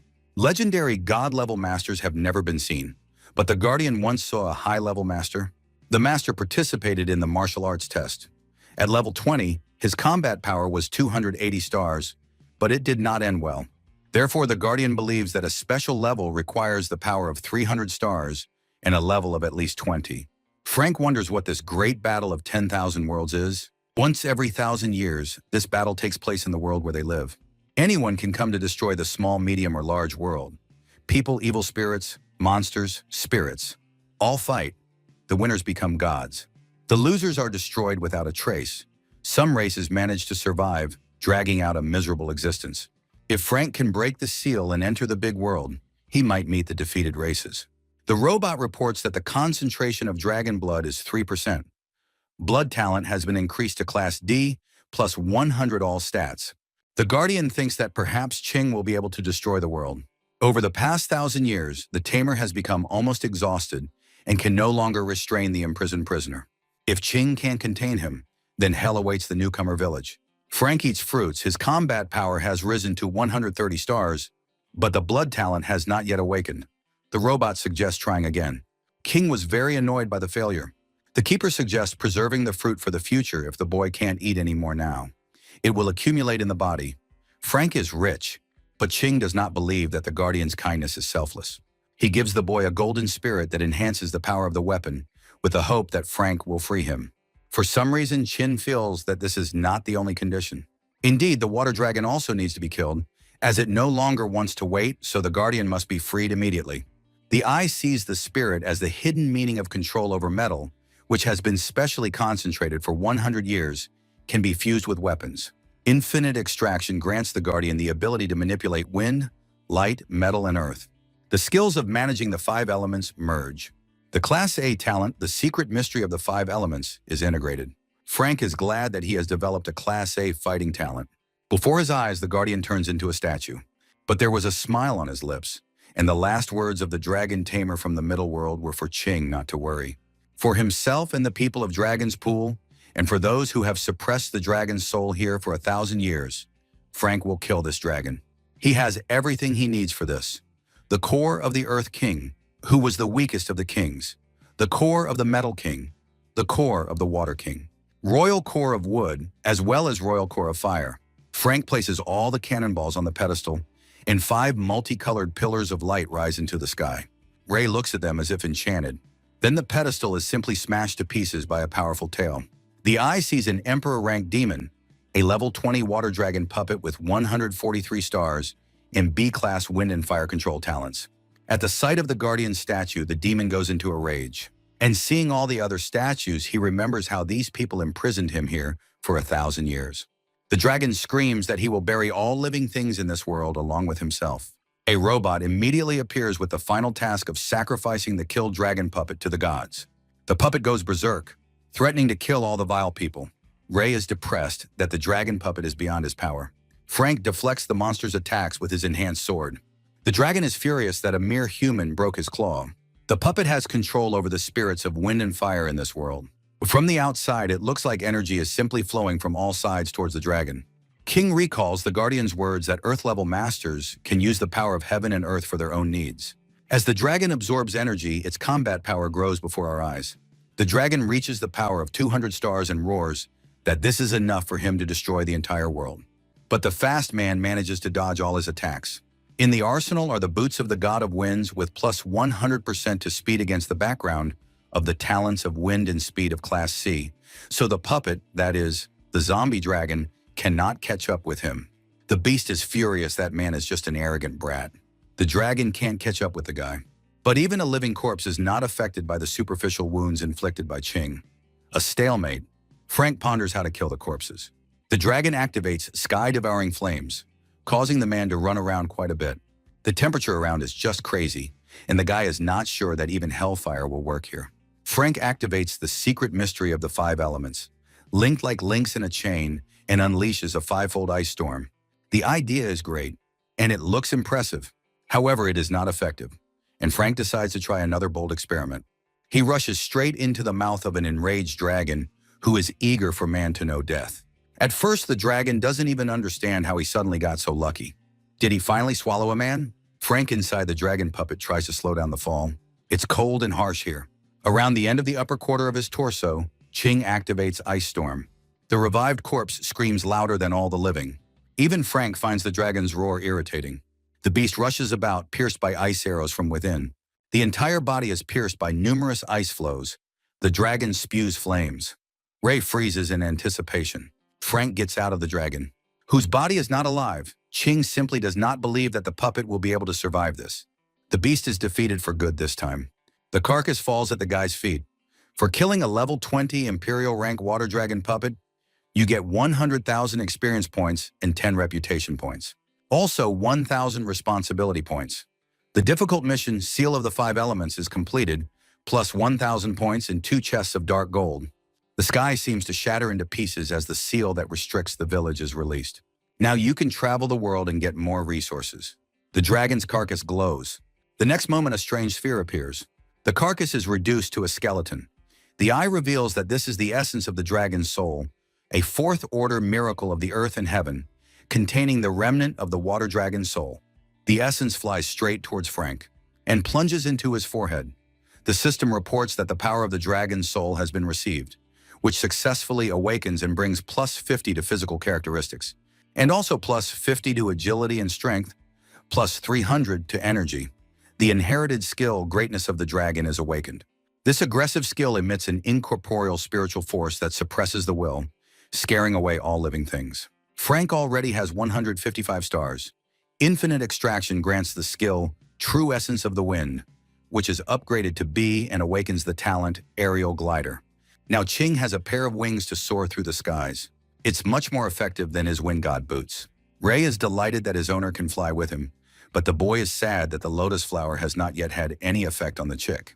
The robot congratulates you on completing your mission and hands you a map of the big world. The temples of 1,000 appearances are marked in blue, and the villages of newcomers are marked in red. The villages around the temple create a district of about 10,000, each home to 1 million people, for a total population of 10 billion. The guy decides to start opening chests made of dark gold. Drops rank 5 dragon armor with resistance plus 100% to wind, metal, water, and fire. Physical characteristics, agility and strength plus 100, defense plus 500. The combat power immediately becomes 158 stars. Ray considers the owner the most beautiful killer in the world. A 3-dimensional space falls out of the second chest, the ownership of which must be secured with a blood oath. The space is used to grow and maintain living beings and spiritual plants, and can also be used to store objects. Ching extracts a drop of blood. The system establishes ownership and explains that the movement of oneself or objects is carried out by the power of thought. Instantly, Ray is left alone. 3-dimensional space is amazingly capacious. Thrifty Frank places dragon bones here, which are a rank 5 material and are dropped by Emperor rank monsters and above. The path to the nearest temple lies through the Forest of Sorrows, the Chess Valley, and the Sky Lake, and there are only 3 days left until the end of the newbie trial. Ching returns to the joy of the worried Ray. Phoenix did not feel the owner while he was in his 3-dimensional space. Frank and his pet set off into the big world. The Forest of Sorrows is full of fragrant birch trees and level 0 yuan trees, as well as level 1 sandalwood and ebony trees. Hun got 6 beasts in total, levels 11, 12, and 21. But monsters above level 20 can be killed twice, each time receiving 3 points. There are already 91 level 2 huts and 471 level 1 huts in the Dragon Pool. There are 9 level 2 huts left and 6 level 10 newbies. Excellent leveling speed. Frank allows residents of level 8 and above to come here to harvest wood. Suddenly, the guy hears people. King rushes towards the sound, believing it to be the race that lost the great battle. He discovers a girl being attacked by a monster. She calls Yura. The guy literally snatches the girl from the clutches of the beast, and he entrusts Ray to deal with the monster. The Phoenix chick easily destroys level 23 electric ferrets, each of which awards 2,600 experience points. Some ferrets even deign to be informed by the chick of their impending, inevitable death. Frank and a terrified girl watch the electric ferret population decline from the sidelines. A guy appears, whom the girl calls Yura. Yura asks if Ching is the same master, one of the applicants who came 3 days ago. King in turn asks who they are and how they know his language. Yura was warned by the Heavenly Path 4 days ago about a contender who knows their language. The girl explains that they are surprised because Frank is the first applicant who has come to them in the past 1,000 years. Yura, level 11, 28 stars, and Yulia, level 10, 24 stars, descendants of the losers from the middle world, kneel down and call Ching the great savior. Frank makes excuses out loud, saying that he was just passing by and didn't even know that people were in danger. But he himself thinks, why are people from the middle world almost without stars? Yulia is sure that there can be no mistake. After all, the guy has a very powerful spiritual pet, and he saved them from the beasts, which means he is the savior of their clan. Ray chirps on a mountain of animal corpses. A robot appears and explains that Ching has activated the Save the Fallen Clan mission, which will reward the Chi clan with unconditional loyalty. The guys call Ching a great master. He asks to be addressed by his first name, the rescued refuse. They agree on the option Boss Ching. At this time, the leader of the electric ferrets discovers his fallen subjects and smells the scent of people from them. The leader intends to take harsh revenge and calls his fellow tribesmen from all over the area. Ferrets come running in great numbers to the call. The leader orders revenge. The settlement sentry reports the return of Yulia and Yura. Their fellow tribesmen come out to meet them and do not understand why only 2 have returned. Yulia sadly explains to her aunt that they were attacked by electric ferrets and everyone else died. They brought the bodies of the dead that they could take away. The rest of the people were eaten by ferrets. The boys are descendants of the Chi clan from the middle world who lost a great battle. The survivors were scattered around the world as punishment. They cannot become higher than level 15, nor can they awaken talents and skills. 1,000 years have passed, and there are only about 300 people left from the Chi clan. Elder Sean comes out and thanks them for returning the bodies of the dead home. Yura runs up and explains to his grandfather that Boss Chin is their savior and the new contender of 1,000 worlds. The elder asks Frank to talk aside. He tells him that the possibility of salvation for their clan is a lie. Upon taking office, the new elder receives an ancient scripture stating that the savior is the village elder with the title of Emperor of the Newcomers. But Sean understands that in 7 days, only 1 person in a billion can fulfill these 2 conditions. So he apologizes for his grandchildren disturbing Chin. Frank reports that he meets both criteria. Headman Sean cries with happiness that they were lucky enough to live until the arrival of the savior. At this moment, electric ferrets are noticed approaching. Sean commands everyone to take up arms and form up. Frank notices that the ferrets are attacking just in time and takes off on his wings. Ching noticed that the leader did not personally participate in the attack on the settlement, but stood on a hill and watched over his subjects. The boy and the Phoenix chick decide to deal with the newly minted Vendetta Masters. Frank activates the Ice Storm, and the arrows pierce the level 23 electric ferrets with flying colors, awarding 2,600 points for each kill. Svetly Luchik actively contributes to the extermination of animal populations. Ching attacks the leader, who tries to hold the line, but the guy quickly breaks off the leader of the ferret's horn. Killing an Emperor-ranked Electric Ferret King will reward you with 24,000 experience points and 5 reputation points. Plus, you'll get a gold chest. Endless Extraction grants the B-Class talent True Essence of Thunder and Lightning and awakens the skill Crazy Thunderclap. Headboy Sean hands Frank a scroll. All the residents crowded behind him. The scroll contains a contract bestowed by the heavens between the master and the subordinates, which is activated by a drop of the master's blood. Frank believes that the Skyway contract will ensure him greater loyalty than that of the people of his village. Ching activates the contract. The robot reports the residents of the Chi clan become his followers and automatically receive the status of residents of the Dragon Pool. With the signing of the contract, the 1,000-year punishment of the Chi clan is lifted. From now on, the restrictions on the level and awakening of talents are lifted. The inhabitants rejoice as their innate talents immediately begin to awaken. They are no less delighted by the control panel, which has all the necessary attributes and functions for players. Frank even gets tired of the numerous system notifications about awarding 10 points for subordinates reaching level 30, flickering like an animation. Here the light ray literally falls asleep before our eyes, saying that he will soon move to a new level. The robot congratulates Chin, his pet, on leveling up, which requires him to be provided with safe conditions. Frank believes that his three-dimensional space is ideal for this, and the sleeping ray goes there. The robot reminds us to choose the location of new rookie huts for the Chi clan residents. The guy believes that since the clan has lived here for hundreds of years, there is no point in changing their place of residence. Huts can be built in this place. The robot reports the completion of construction. The mission to save the fallen clan has been completed. 300 points are given and the right to build a teleportation array. The entry-level teleport requires level 5 stone, iron ore, wood and bones. Frank immediately builds a teleportation array in the Dragon Pool and in the Chi clan, which are the basis for the creation of the Guardian altars. Then the altar of the Guardian is erected in the Dragon Pool. With the construction of the altar, the village moves to level 2 in one click. The messages about 10 points for subordinates reaching level 30 continue to be full. 400 were awarded for the teleportation array, 500 for the construction of the Guardian's altar. 400 points are given for a village of level 2 and 3,400 for residents reaching 30 stars in power. In total, the guy gets 4,700 points, which gives physical characteristics, strength and agility plus 1,000, energy plus 1,700. Combat power is already 196 stars. You can build 5 teleportation arrays and settle 5,000 residents. The professions of blacksmith, pharmacist, and tailor, which transform resources, are available. Since Frank can control all 5 elements, he can master all 3 professions, which are needed to upgrade the hut to level 4. Conditions for Dragon Pool to reach level 3 appear: population from 1,800, headman's house level 4, more than 3 public buildings. Frank tells the elder Sean that he will leave the settlement, but he does not even notice him, absorbed in the possibilities of the system screen. All the newly minted wards, like Sean, are caught up in the systemic whirlpool. Some buy weapons, some blue star clothes. King flies away from the settlement. He is worried that on the 4th day in the world of chaos, almost all villages have a population level of 4 to 5, which will not save them from the Punisher. The faster Frank gets to the other villages, the greater the chances of saving their inhabitants, as long as the allotted time lasts. Shin must obtain 300 stars, because if he does not pass the martial arts test with a high score, then there is no chance of winning the great battle. Suddenly, in the sky, he encounters a brazenly grinning man, who, instead of greeting, attacks. Frank parries the blow.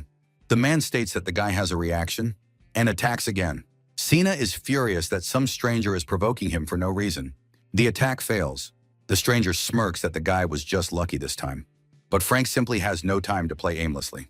For killing an Earth-level Guardian, 1 million experience points and another 327 points were awarded. The guy asks the robot what is so special about this stranger that he was given an unprecedented 1,327 points. The Guardians are the descendants of the losers of the Great Clan Battle. The Guardians are rivals to the Pretenders, which is why the rewards for killing them are so high. The robot warns of the incredible danger of the Guardians and the need to remain vigilant. Before the support representative can finish speaking, another surprise attack follows. Another Guardian stands over the body of the fallen one, who had a half-Earth level, then Ching instantly defeated him. The guy breaks the spear aimed at him. The Guardian states that the enemy does not have heavenly power, most likely only a semi-earthly level, and he activates the inherited techniques. The summoned chain of stones flies towards the guy, and the Guardian activates the 100-fold pulling force 3 times. As a result, an unreal boulder falls on Frank. Icy Storm or Hellfire won't work because your arms and legs are busy. King summons shadow clones, but they won't last long, having only half the strength of the owner. The Keeper deals with clones quite quickly, after which he switches his attention to the original enemy. Frank hears the request to be allowed to go out and releases Ray, who looks like a half-girl, half-bird. Ray attacks the Keeper. The guy is simply shocked. The The bird screams that there is no time to explain. Let the owner grab her by the tail. Frank's hands are busy. Ray advises using his teeth in this case. And immediately, because she won't be able to hold out for long, the pet is trying its best. There is no choice of rescue options. And the guy grabs the tail of the phoenix chick with his teeth. Everything around is flashing like in a whirlpool. Frank is in the process of falling. Ray can't teleport far, so it's better for them to hide right away. The guy grabs the pet and they are transported into three-dimensional space. The Guardian stops sensing the presence of the enemy. He is sure that the girl could not carry the guy so far that he would not feel his aura. Frank is shocked. He can't believe that the girl with ponytails and in a dress is his bright Ray. She insists that no one in the world has such beautiful eyes and such shining feathers. The robot immediately reports that the flaming lotus can help the battle pet gain human form. But Ching was sure that his pet was a boy. He tells Luchik that they won't take baths together anymore. She doesn't understand what's going on, because her plumage also requires care. Frank speculates that the first Guardian was half Earth level, the second earthly, so anyone in Chin's place would already be dead. So before going back, it's worth raising your combat power. The guy will use all his stock of food and items. As a result, the concentration of dragon blood is 10.03%. Blood talent transformations increase energy, agility, attack power, and all stats by 200. Frank is level 17 with 120 reputation and 299 stars. Pet level 10 with 120 stars power, but with control technique, it can be increased to 180 stars. It is also worth considering 2 clones with 150 stars of combat power each. The guy thinks he's ready to fight. He is immediately met with the expected attack, and a whole group of Guardians. Frank is even surprised that so much effort was put into defeating him. The Guardians shamanize in chorus, and the opponent activates Annihilation, the collective technique of the Song clan. A ball of energy rushes towards the guy. The explosion is simply deafening. To create this technique, clan members work together to summon the divine spirit of the earth that fills their bodies. After passing through the bodies, the energy of the earth is purified, and the master of the earthly level collects the energy from the bodies of fellow tribesmen into a spiritual ball, increasing this energy. Destroy is devastating, but after activation, the master is weakened and immobilized for 10 seconds. But the keeper is not worried because it is impossible to survive the impact of a spiritual ball. At least that's how it used to be. Frank, Ray, and the clones mow down the Guardians of the Qing clan one by one. For each one, the experience points are awarded much less than for the first Guardian. The master simply doesn't believe his own eyes. How did the guy manage to survive the clan's most powerful technique? If he doesn't escape, he'll just die. As soon as Qing approaches the keeper, he immediately runs away. Moreover, the keeper runs away with such speed that even with wings, Frank cannot keep up with him. The Guardian arrives at the nearest settlement, Taiyu, and immediately rushes to the teleport. The Guardian disappears into the teleporter with the threat that the Song army will crush Frank's village. The guy pounds on the pedestal, but the keeper has already disappeared. King regrets that he missed a lot of points. The robot suggests establishing a connection between this teleport and the dragon pool using a transmission card. The portal connects 2 places, and only residents of the dragon pool can use it. King informs that he has connected the village in Taiyu, an ancient abandoned city, but until he has explored it, it is better for the residents not to go there. Frank arrives at Sky Lake. There should be a temple above the lake. Those who can't fly have to climb a rope ladder. Frank flies up to the majestic structure of the temple. The guardian spirit of the first palace appears, a mutated flying snake of level 30 with 100 stars. The spirit demands to show its strength. King entrusts the demonstration to Luchik. The system reports that free movement within the first palace is permitted. There are 9 palaces in the temple, guarded by spirits. The first is the Palace of Secrets of Nature, which must be entered to receive missions. Killing inside is prohibited. Entering the palace, the guy sees a decent queue in front of him. All candidates with the title of Emperor of Novices. There are currently 4 people from the middle world, 12 from the big world, and only Frank from the small world. Moreover, it seems as if the inhabitants of the big world enter the temple through a teleport. The queue discusses that the young guy from the small world was clearly just lucky to get here. The gray-mustached pretender thinks that the title of Emperor of Newcomers is great for the small world. The blonde in the revealing outfit finds Chin interesting. The blonde declares that even if the guy is the weakest in line, he is cute and to her taste. She licks her lips, saying that when she becomes the empress of the big world, she will get this boy into her harem. And Frank hears them discussing him. Gray Mustache successfully posts the bail and receives a B-class mission and the corresponding token. The line whispers about how lucky the old man is, because such a mission can result in a purple chest. Frank had no idea that there was any deposit required to get the mission. A girl passes by, upset about the D-class mission. In her hand, she holds an object familiar to Chin.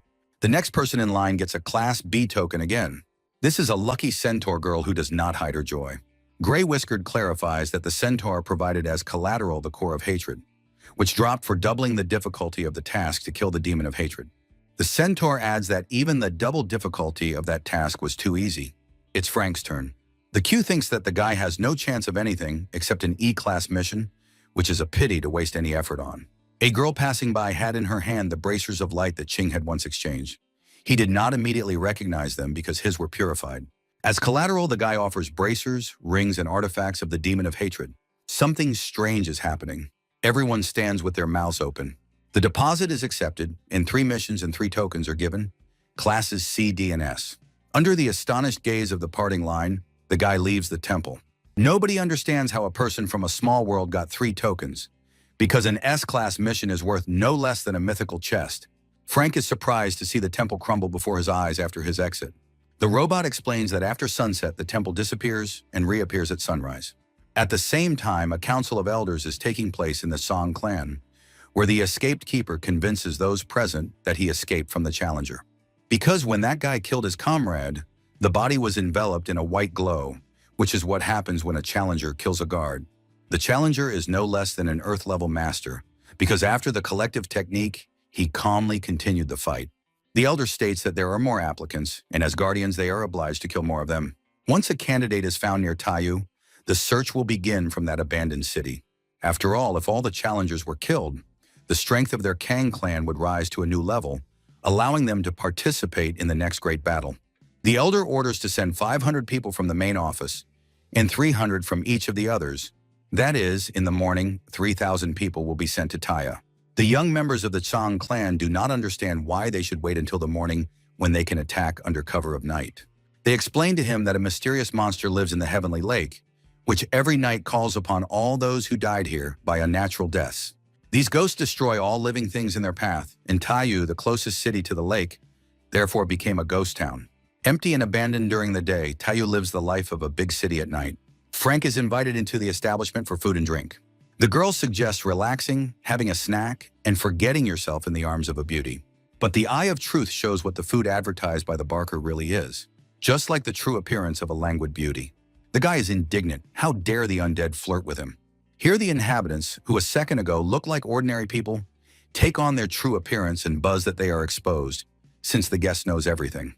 Finally, they can eat the guest's fresh meat. Bone harpoons emerge from the mouths of the inhabitants. They're all aimed at the guy, who is forced to dodge in every possible way from the ubiquitous harpoons, and also the sharp claws of hungry undead, to which the flames of hell are literally like a poultice for the dead. The Song clan members discuss that in reality, there are only grains of the townspeople's souls here, so physical attacks do not work on them. Frank, tired of pointlessly cutting the air, comes to the same conclusion from his own experience. Spirits of only level 30 with 150 stars become dangerous only when they gather in groups. They use a ghostly howl that splits the mind. The soul of the attacked person is separated from his body, and the spirits rush at it, trying to absorb it. Frank activates the acoustic shield, and off we go. Furious thunder effectively mows down spirits. Each one yields 130 justice points and 12,000 experience points. Ching becomes a level 8 judge. The guy regrets that the spirits who drag out a miserable existence do not have the opportunity to be reborn. He sincerely wishes for the cleansing power of thunder and lightning to free the spirits. Frank reaches level 18 with a combat power of 320 stars.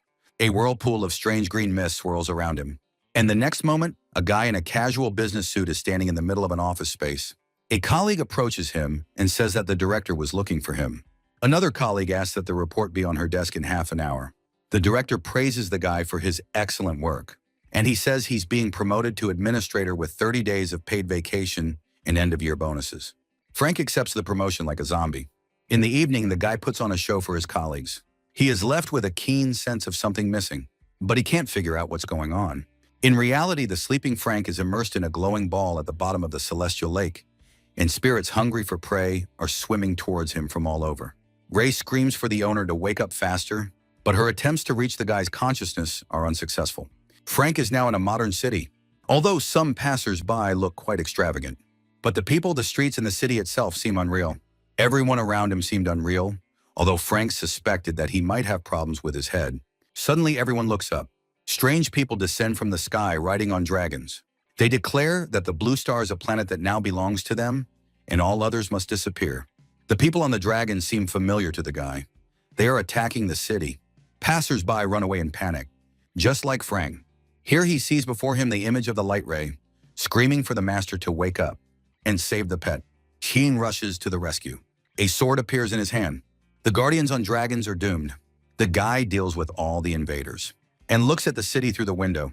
Frank feels like he's jumped straight from the first illusion to the second, and whoever created them is making people and things from Chin's memory attack him. This means that the creator of the illusion's goal is the guy's death, which means that the next attempt will not be long in coming. A shot follows. A capture group with machine guns breaks through a hole in the wall and reports on the destruction of the target and readiness for the next order. To Frank, who hears everything from his own three-dimensional space, this seems like something new. The capture team requests ground support, and Ching is surprised that they are trying to kill him with modern weapons and not with heavenly forces. The guy's even interested in testing the effectiveness of his powers against modern weapons. The skills are showing themselves well, because flesh can stop bullets. A special forces soldier throws a grenade. Frank blocks the force of the explosion with his energy. Under the building, tanks aim their guns, and they shout at the guy that he is surrounded. The invaders are ready to open fire to kill. For this case, Ching has wings, which perfectly solve the problem with the environment. But Frank doesn't run away, but lands in the middle of a cluster of armored vehicles. The tanks open fire, but the gunfire does not cause any harm to Ching. But it's a bit annoying. The guy playfully tears off the tank's barrel. Frank doesn't have much knowledge of the armored vehicles of the Dragon Country, so a detailed illusion is simply impossible. Ching activates Ice Storm. The effect is excellent, the illusory special forces swear, but the swearing is muffled by censorship. The guy sees that the illusion is becoming unstable, which means it will soon fall apart. But then aviation enters the battle. They're firing a bunch of missiles at Ching. He rises up to be on equal terms. The pilots attack the target in panic. The air battle is chaotic. Frank activates Furious Thunder. The illusory aviation was smashed to smithereens. And the guy understands that now he is not afraid of modern armored vehicles. And even 300 stars are enough to conquer the small world. And what can we say about the power of one or several thousand stars? Is it acceptable to ignore the world order for the sake of one person's aspirations? But the illusion is crumbling before our eyes, so this is not the best time for philosophical reflection. Although Frank even regrets that it didn't come to a nuclear bomb so that he could test his capabilities. The illusion disappears, the guy thanks the exhausted pet. There is a whole whirlpool of undead around him, who is eager to get the guy, and Ching directs all his indignation towards a specific goal, which created this illusion, and also controls the undead. But the target is covered by the carcass of a king-level monster, which is killed with one blow. The eye identifies the demon, a level 35 Emperor rank dark magic caster with 350 stars and an A-class dark law talent. The demon was previously a dark messenger of the Lord of Justice, and senses the aura of a judge from the boy. She expected nothing less from the destroyer of her illusion, but Frank attacks without listening to the dark sorcerer, and attacks again, not allowing your time to be wasted on empty talk. The caster dodges attacks, but she is irritated by the chaos that the guy causes in her home. King does not answer the demon, which manages to attack him, which only makes Frank more determined. The battered spellcaster grumbles that the guy is clearly tired of living. He acts like a sick bastard from her point of view.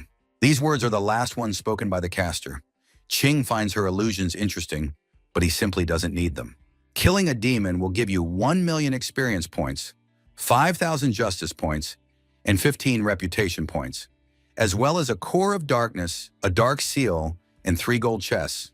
Ching believes that the demon wanted to get his power as a judge, so she used the power of spirits to trap him in an illusion. But this helped him understand his desires. Endless Extraction grants the A-class talent, Dark Law, and awakens the skill, Dark Dispersion. Ching was a man who lived a routine life. But in the world of chaos, everything has changed. Frank can protect the people he loves while gaining even more power. He wants to be an outstanding being. The boy notices a path of crystals leading to a house at the bottom of the lake. Walking along the path, he enters a dwelling, which, judging by the aura, belong to the murdered dark sorcerer.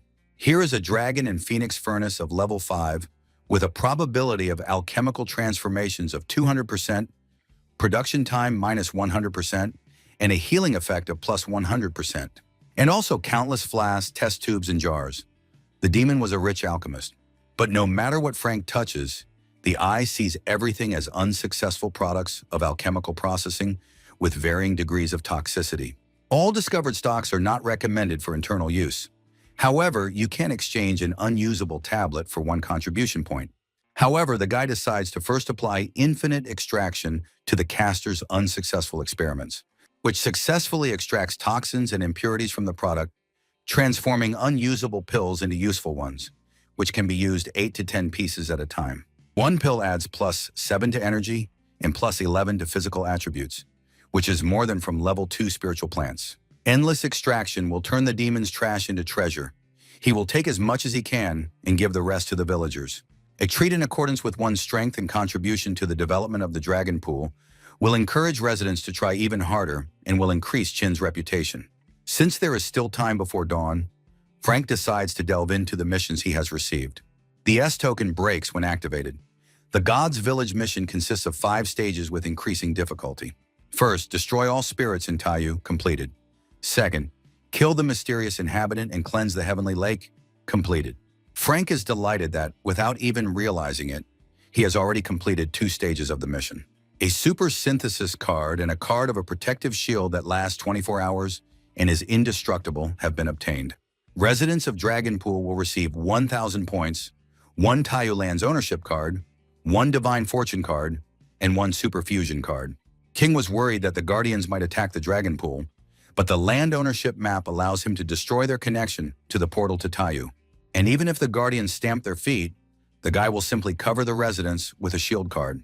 Kin is also given a card with the right to fuse EX abilities. It determines the target's ability and selects 2 compatible skills to fuse. The robot explains with an example. He encountered a dragon.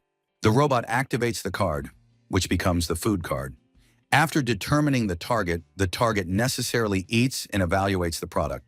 The card flies into the dragon, turning into a mountain of food, which the dragon eats and no longer wants to eat the robot. In any case, the card hits the target, no matter what level it is. Then the guy suddenly gets a call from Yulia. She explains that her awakened Class A talent temporary position covers 5 meters of territory. Outside, 1 day passes, and inside, 2 days pass. Grandfather told her that this was a rare talent that could be useful to Chin. Frank immediately sets up a teleporter right in the demon's abode. The guy needs to pass a martial arts test, and to get to the god level in it, he will need more time to become stronger. Yuli is waiting patiently. She remembers a conversation with her grandfather. Elder Sean understands that although their tribe is Frank's followers, they are different from the people of Dragonpool. Grandfather acknowledges his granddaughter's intelligence, beauty, and talents. If Yulia became Chin's concubine, the master would always remember them. Yulia objects that he is not like that. Grandfather understands the girl's objections as her relative. But as an elder, he is obliged to think about the future of his clan.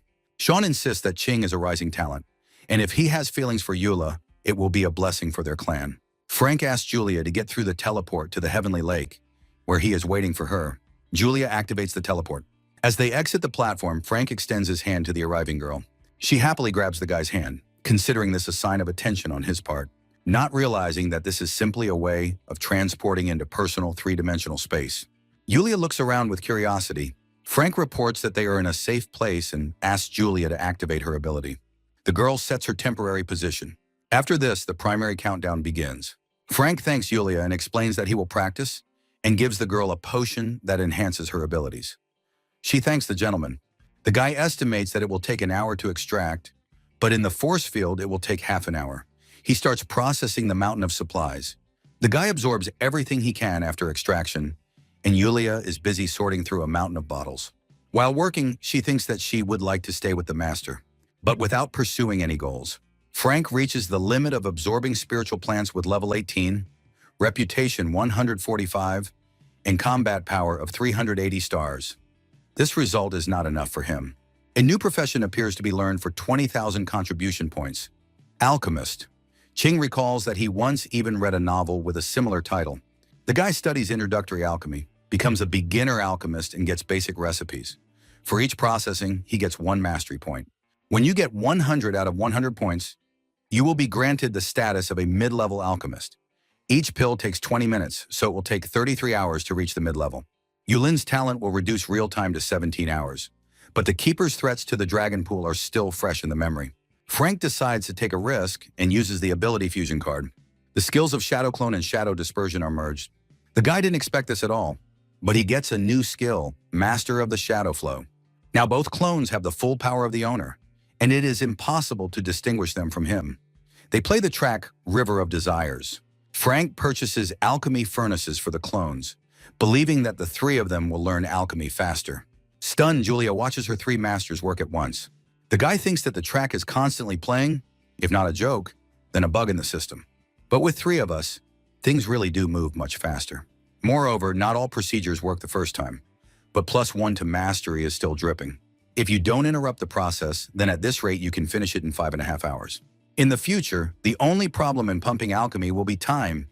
Endless extraction turns the process into waste-free production. In the clan of Guardians, people are ready to act. Someone is indignant. Why such an army was assembled for the sake of 1 contender from a small world?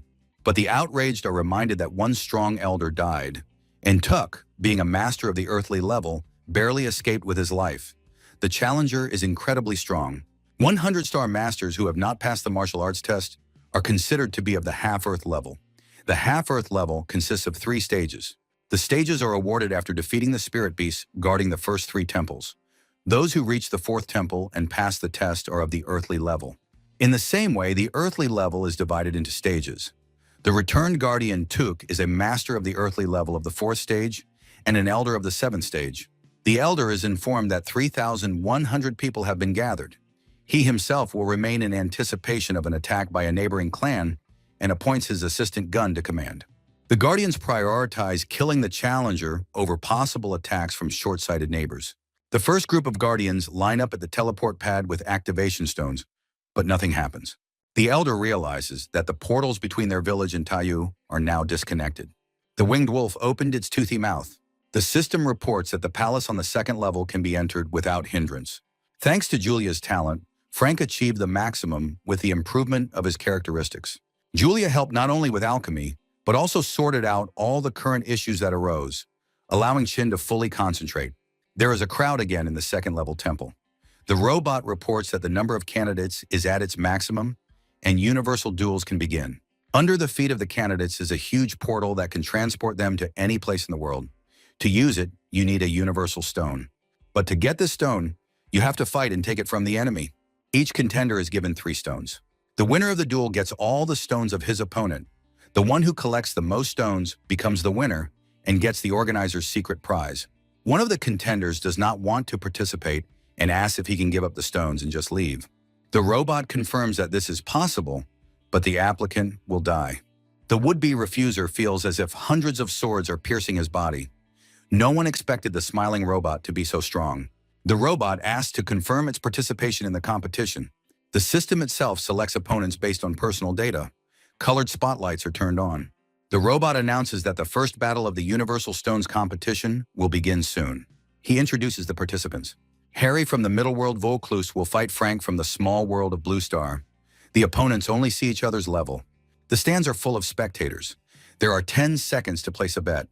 Those who do not place a bet will lose the opportunity to watch the next match. Frank sadly realizes that the audience perceives everything as just a game of chance. The robot announces the start of a fight without restrictions and without rules. Harry strikes, which Frank blocks with his hand, and he fights back, knocking down his opponent. Harry is shocked. His 30-ton punch only slightly deformed the guy's arm for a second. He is a little tense despite the fact that the enemy is from a small world, but he is still confident that his firepower will definitely bring victory. Harry is clearly from the technogenic world because he looks more like a Terminator than a human. He fires missiles from the guns that appeared on his shoulders. Frank repels the attack. There is an explosion. The arena is covered in clouds of smoke. The robot comments that both opponents have disappeared. But the fight continues. Xing strikes the opponent's hand, which is simply removed from the hinge, turning out to be mechanical. However, Harry's technical capabilities do not diminish at all. The blade crushes the iron pieces. Springs and bolts fly in all directions. Harry tries to reach the enemy with his telescopic probes, which rush towards Frank from all sides. Harry praises his opponent's defense and speed, but he wouldn't need to dodge if he were truly invulnerable. The guy declares that his capabilities are enough to win. King grabs 2 probes with his bare hands, but at the same time, 2 other probes are pinching Frank's legs. The shadow bonds and the talent of Earth control allow the guy to gain a foothold and stand. But if this lasts long, the cyborg Harry will simply break his legs. Frank honestly admits that he has a worthy opponent. King notes that steel melts with fire, so he wonders if his fire can melt Iron Man. The guy activates Hellfire. Harry is shocked, since awakening his S-rank talent, he has not met an equal opponent. And the shadow fetters are right there. The only surviving hand is captured. Harry is on his back, after which it spins like a propeller. Screws and bolts fan out around. Frank delivers a finishing blow to make sure. The enemy is clearly defeated and thrown aside. King tells the robot that his opponent is barely able to move, so he has won. The robot asks Harry if he can continue fighting. Harry realizes that the Universal Stone will allow him to travel to different villages for rewards, but the dead man doesn't need them. Frank can literally feel the tension building in the audience. Harry admits defeat, and the robot announces that restrictions have been lifted. It offers to place bets and promises a reward to the winner. Ching does not understand what restrictions are being discussed. But then, before his eyes, hundreds of hungry spirits rush from the spectator stands towards the defeated opponent. Harry is literally torn apart. The spirits scream that they want to rise again. Soon, Harry is completely buried under them. Frank is shocked. He explains that the robot deliberately kept silent about the fate of the loser. The robot smiles and reminds that the world is not a toy. Any battle here is deadly, and also asks the applicant not to slander the support service. Frank clarifies that all the spectators are the contenders who lost their fights, one of whom will be Harry. The robot hands the guy 3 stones and offers him a choice, to continue fighting or not. The guy has 6 stones, but he needs 10 more, and he can't retreat because his people are waiting for him. Ching will continue the fight. The robot reminds that viewers with a winning bet can take part in the competition if they have collected the required number of soul fragments. Colored spotlights run across the hall, and the audience raises their hands in hope. The choice falls on a representative of the Dan Zeng clan, Sar. He is offered to choose his appearance. Sar has waited 1,000 years for this opportunity. He is from a clan that lost a great battle. His family barely survived while waiting for a new emperor to emerge. But 8 days after the arrival of the pretender, everything that Sar held dear was destroyed. The killer left a piece of cloth. There was some symbol on the rag. That's when Sar decided to take revenge. He wanted the heavens to stop hating his clan, and he rushed towards the Temple of 1,000 Appearances, driven by the possibility of revenge. But in the duel with the challenger, Sar lost. The applicant did not immediately remember the name Dan Zen, but Sar immediately recognized the symbol on the clothes. The spirits were already pulling him, but he continued to shout that he would kill the murderer. Only then did the challenger remember his clan, and he arrogantly called the Dan Zen clan just a bunch of trash. Sar's last words were a promise to kill the emperor of the novices at any cost. Sar is confident that only by choosing the body of the most terrible monster will he be able to carry out his revenge. But he is ready to become a monster for this. A Sar monster, suspiciously similar to an alien, is eager to fight. The robot announces the start of the battle. Frank starts with a fire attack, without much success. The robot didn't ask for bets because first he wants to tell you about the look that Sar chose for himself. Sar fights in the body of a clone of a mysterious beast from a space crack. The beast has Class B speed and Class A strength. Metal and stones are easily torn apart by the claws and teeth of the beast. The clone's skin appears soft and smooth, but he has a virtually invulnerable body. But the main feature is that the beast's blood explodes instantly upon contact with the target. Defense below rank 4 simply won't help. Frank realizes that the invulnerable, strong, and fast monster is the perfect killing machine. In the clone's body, the contestant's power rose to 400 stars. The robot offers to place bets on winning. Ching attacks again without success. The clone fights the enemy hand-to-hand. Frank activates the Dark Knight Blade, which breaks with a crash. The guy is angry because he lost his best weapon. The fierce fighting continues. Frank summons Hellfire. And suddenly Ching sees Sar's memories, whose whole life seems to be scrolling in front of the guy on the screen. The leitmotif is the destroyed clan and revenge. But revenge, the face and the symbol from the killer's clothes, overshadow all other memories. King believes that Sar is trying to soften his heart in this way. Frank sees a tortured teenager forced to step into the skin of a monster and asks him for forgiveness. Ching will not regret what happened to Sar to anyone. However, the guy also has someone to save. The monster is defeated. Frank strokes the monster's face and asks Sar to rest. The last thing Sar hears while still in the form of a monster is Chin's promise to kill the enemies of the last son of the Danzhen clan. The next moment, a tortured, dead teenager lies in front of Frank. The robot reports that Sar has exhausted all his spiritual strength, so he can no longer be resurrected. Frank is declared the winner and receives 6 stones for his second victory. The robot wonders how the last attack, just a thunderstorm, could kill Sar's mighty body. During physical contact, Frank launched lightning through the monster's veins, which entered with the blood from its wounds. If lightning and thunder have reached a certain limit, a small discharge is enough to cover the entire area. The monster's blood is flammable, so the guy simply used lightning to make the monster explode from the inside. In this case, the more blood, the more powerful the explosion. Frank wants to continue. The robot invites the audience to take part in the fight. However, no one shows any desire to accept a fight that they know they will lose. The robot is extremely surprised by the lack of volunteers. He tells the boy that they can't continue unless there are people willing to fight. Here the image of the robot starts to shake. The guy thinks it's some kind of glitch, and then it disappears completely. The robot, in the form of a girl, is given permission to enter. Standing at the door, the artificial intelligence hears complaints of boredom. The Punisher notes that the robot looks great as always. The robot wonders why he was summoned by Madam Punisher. The Punisher wants to relieve boredom. The robot doesn't understand what we're talking about. The Punisher notes that the battle cannot continue, but she has a proposal in this regard. The robot knows that the Punisher cannot interfere in the process of evaluating newcomers. Punisher puts her arm around the robot's shoulder, saying that she can't help herself. The robot is so beautiful. She's just making a suggestion without interfering. After all, opportunity comes with risk in the world of murder. The Punisher is confident that the person will make the right choice. The blonde notes that she seems to have seen Frank somewhere. She wonders if he will kill the alien body from the Great Void. She has never heard of the Punisher interfering in worldly affairs before, so she doesn't understand what attracted her this time. Frank looks like her old friend. The robot explains the rules of the Hunter's game. All viewers will be given the same appearance. Ching enters the sacred ruins for exactly 1 hour. The audience is the hunters. Frank is the prey. If the hunters catch the prey, they are resurrected. If the prey is still alive after an hour, they win. If all hunters are killed by the prey, the role change will reward 500,000 points. Frank agrees to start the game. In the city ruins, the synergy of the 6 senses is excellent at detecting the movements of hunters, and the release of energy quickly destroys them. The power of 200 stars does not pose a serious threat. Chine is sorry that after death the hunters immediately disappear. He does not have time to use the extraction. A bullet is flying towards the guy, but it cannot overcome the protective dome. The shooter doesn't hide at all and simply fires into the sky. The shot turns into a spectacular fireworks display, which is clearly visible to all hunters. The hunters decide to split into 3 teams, 2 of which go on a detour.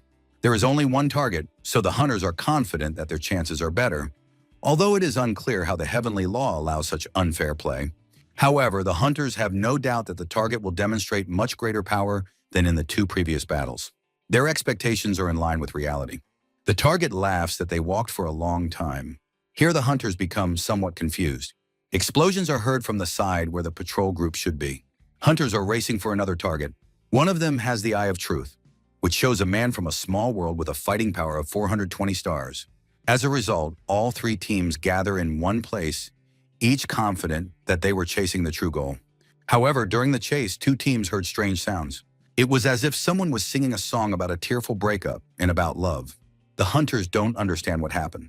And Frank, from above, counts how many hunters have gathered together. There are 54 hunters below, so we can begin. Together with the clones, the guy activates the secret mystery of the 5 elements and raging thunder. The hunters, who don't understand anything, suddenly fall down because the ground simply disappears from under their feet. The belated realization that they are trapped can no longer help. At the bottom of the pit, the hunters are met by rods, and the most agile ones, who are not pierced by the rods, are finished off by lightning. Hunters lose count trying to determine how many talents their target has. Some hunter was lucky enough to have a defense talent that protected him from lightning. The lucky guy desperately climbs up towards the curtain of hellfire. Frank developed this plan from the beginning. Because there are many hunters, he simply might not have time to kill them one by one. It is easier to destroy groups. The talent of earth control created a huge hole, and Ching placed rods at the bottom with the talent of metal control. From above, he created the appearance of untouched land, and together with the clones, he lured 3 groups into a trap at once. You can proceed to the next stage. The clone leads the hunters to a place where there is no room to turn around. Frank then attacks, surrounding the hunters with a wall of fire, after which it weakens the frame of the nearest building, which collapses on the hunters. And those who manage to crawl out from under the rubble are met with ice arrows. There were no survivors of the operation. Then a section of soil heats up, turning into magma. And the last group of hunters is lured straight to hell. Now Frank needs to lure out those who were hiding in secluded corners, just by pretending to be incredibly tired. And the quiet ones come out on their own, like moths to a flame. There are as many as 200 hunters like this. A spectacular finale is played out. Suddenly applause is heard from behind. The Punisher praises the impressive spectacle. The robot yells at Xena not to dare touch the applicant, but she just turns off the screen. She greets the guy by name, adding that the new name is unfamiliar to her.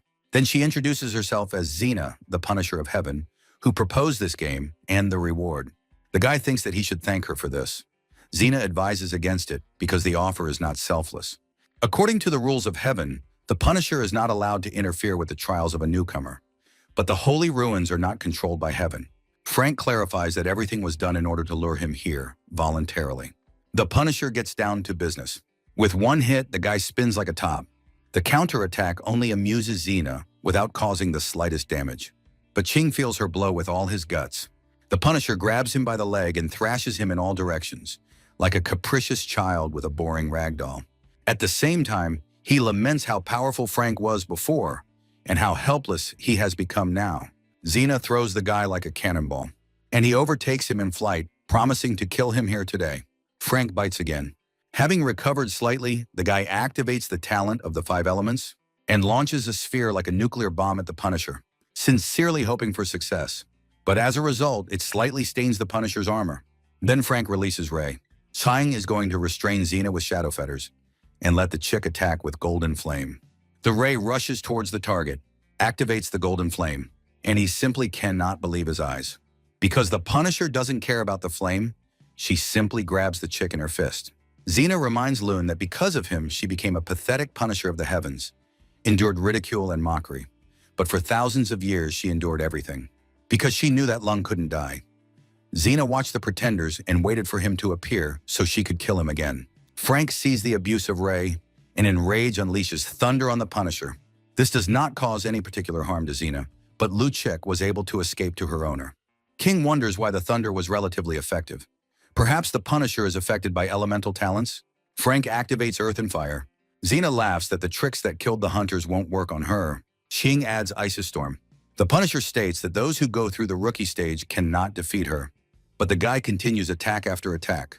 He systematically alternates between ice and fire. Because an immobilized Punisher is already an achievement, he lands a punch to the opponent's jaw. It seems to be turning out pretty well. But for the next blow, Xena exposes the permanently lowered visor of her helmet. The ricochet blow throws Frank and Ray back. The Punisher laughs, saying that ice and magma are just stupid. She tears out a piece of ruins which forms into a sphere. Xena likes the look on Frank's face and wants to show off her power. The sphere flies towards the guy, which has a low regeneration rate due to lack of energy. The sphere collapses. Xena freezes in anticipation, and he understands that the guy's pet has the skills to control not only fire, but also space. The Punisher grabs Chin in his arms, saying how lucky he is, and again he throws it against the wall. Intending to jump on top and crush with his feet, Frank dodges. Xena wants to see how fast Ching runs, or rather, he runs away from the boulders she throws. After all, when fighting, the guy can't heal, and without healing, the bird will die. Ray saved her owner by teleporting, but the boulder damaged her lungs and heart. Frank attacks again. Xena laughs that the same tricks are boring. The Punisher offers his opponent to simply surrender to avoid a painful death. Then he immediately catches up with him again to strike again. Xena's clone is simply torn to pieces and is very outraged by such impudence. The guy dares to try to deceive her. She intends to finish off the rest of the clone, who nevertheless does not give up even with one hand. Ching specifically attacked with thunder to interrupt the clone's chance. The clone fools Xena and leads her away from the guy who is with the pet in the underground cave he created.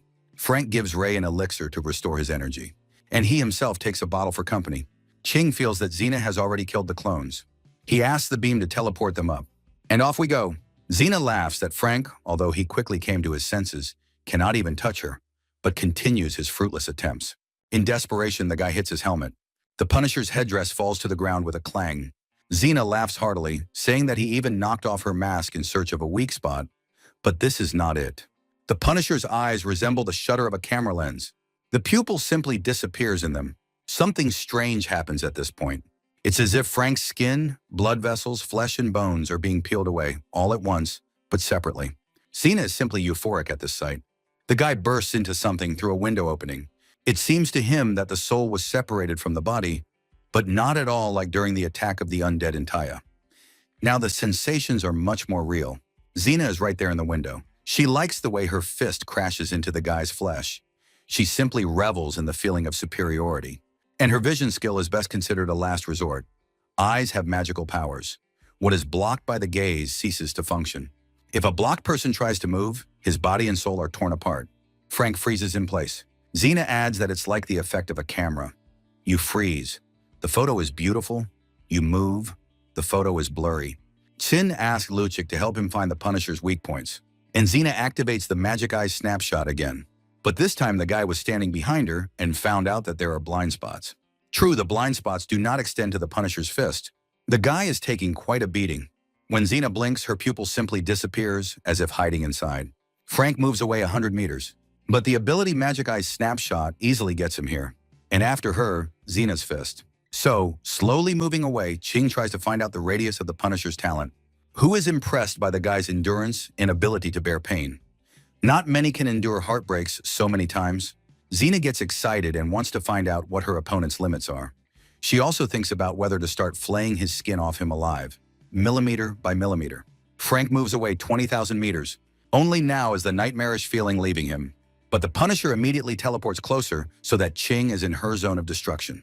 And then he immediately activates his signature Magic Eye snapshot. King confirmed his assumption. If you stay 20,000 meters away from Xena, she will not be able to use her magical eyes. The guy counterattacks while the Punisher catches the clone's eye. It seems to be working out pretty well. But then Ray reports that they have reached the border of the sacred ruins and that they cannot move further. The Punisher uses the explosive fist, and then the King's fist. Seeing such a prospect, the guy asks his pet to teleport. But alas, Ray doesn't understand why the teleportation didn't work. Frank, under the hail of fist blows, realizes that the chick was unable to concentrate on a specific point in space, distorted by the attack. Besides, the armor of the Heavenly Dragon is almost broken, and without it, it is impossible to survive. But Chin has an idea. Fearless Ray flies to Xena again, who again grabs the chick in her fist. Ray creates a bright flash of fire, reducing the destructive power of the golden flame, but greatly increasing its brightness. Blinded, Xena keeps screaming that Luna will kill her, and the phoenix slips out of her hand. Explosive fists destroy everything around, but the guy finds it easier to dodge blind attacks. Frank strikes, and he binds the Punisher with fetters, from which Xena emerges and screams in indignation. Are these funny and stupid abilities really the guy's entire arsenal? Childish tricks like these won't break her. The Punisher throws off his armor in a rage. Xena's anger is palpable. Frank doesn't understand why the Punisher got rid of her armor herself, and she screams that each part of her armor weighs 10 tons. And she is forced to wear armor to contain her true power of destruction, but she will willingly demonstrate her abilities to Chin. The first strike can be called simply a warm-up, as well as several subsequent ones. However, after removing the armor, the Punisher's speed is almost equal to Ray's teleportation speed. Gritting his teeth, Frank sends the reluctant pet into three-dimensional space. Xena immediately appears nearby, which practically launches the guy into space with one blow. The Punisher doesn't understand how Ching can continue to play the game with her, without the ability to teleport. She is there before her opponent's body has time to land after her blow.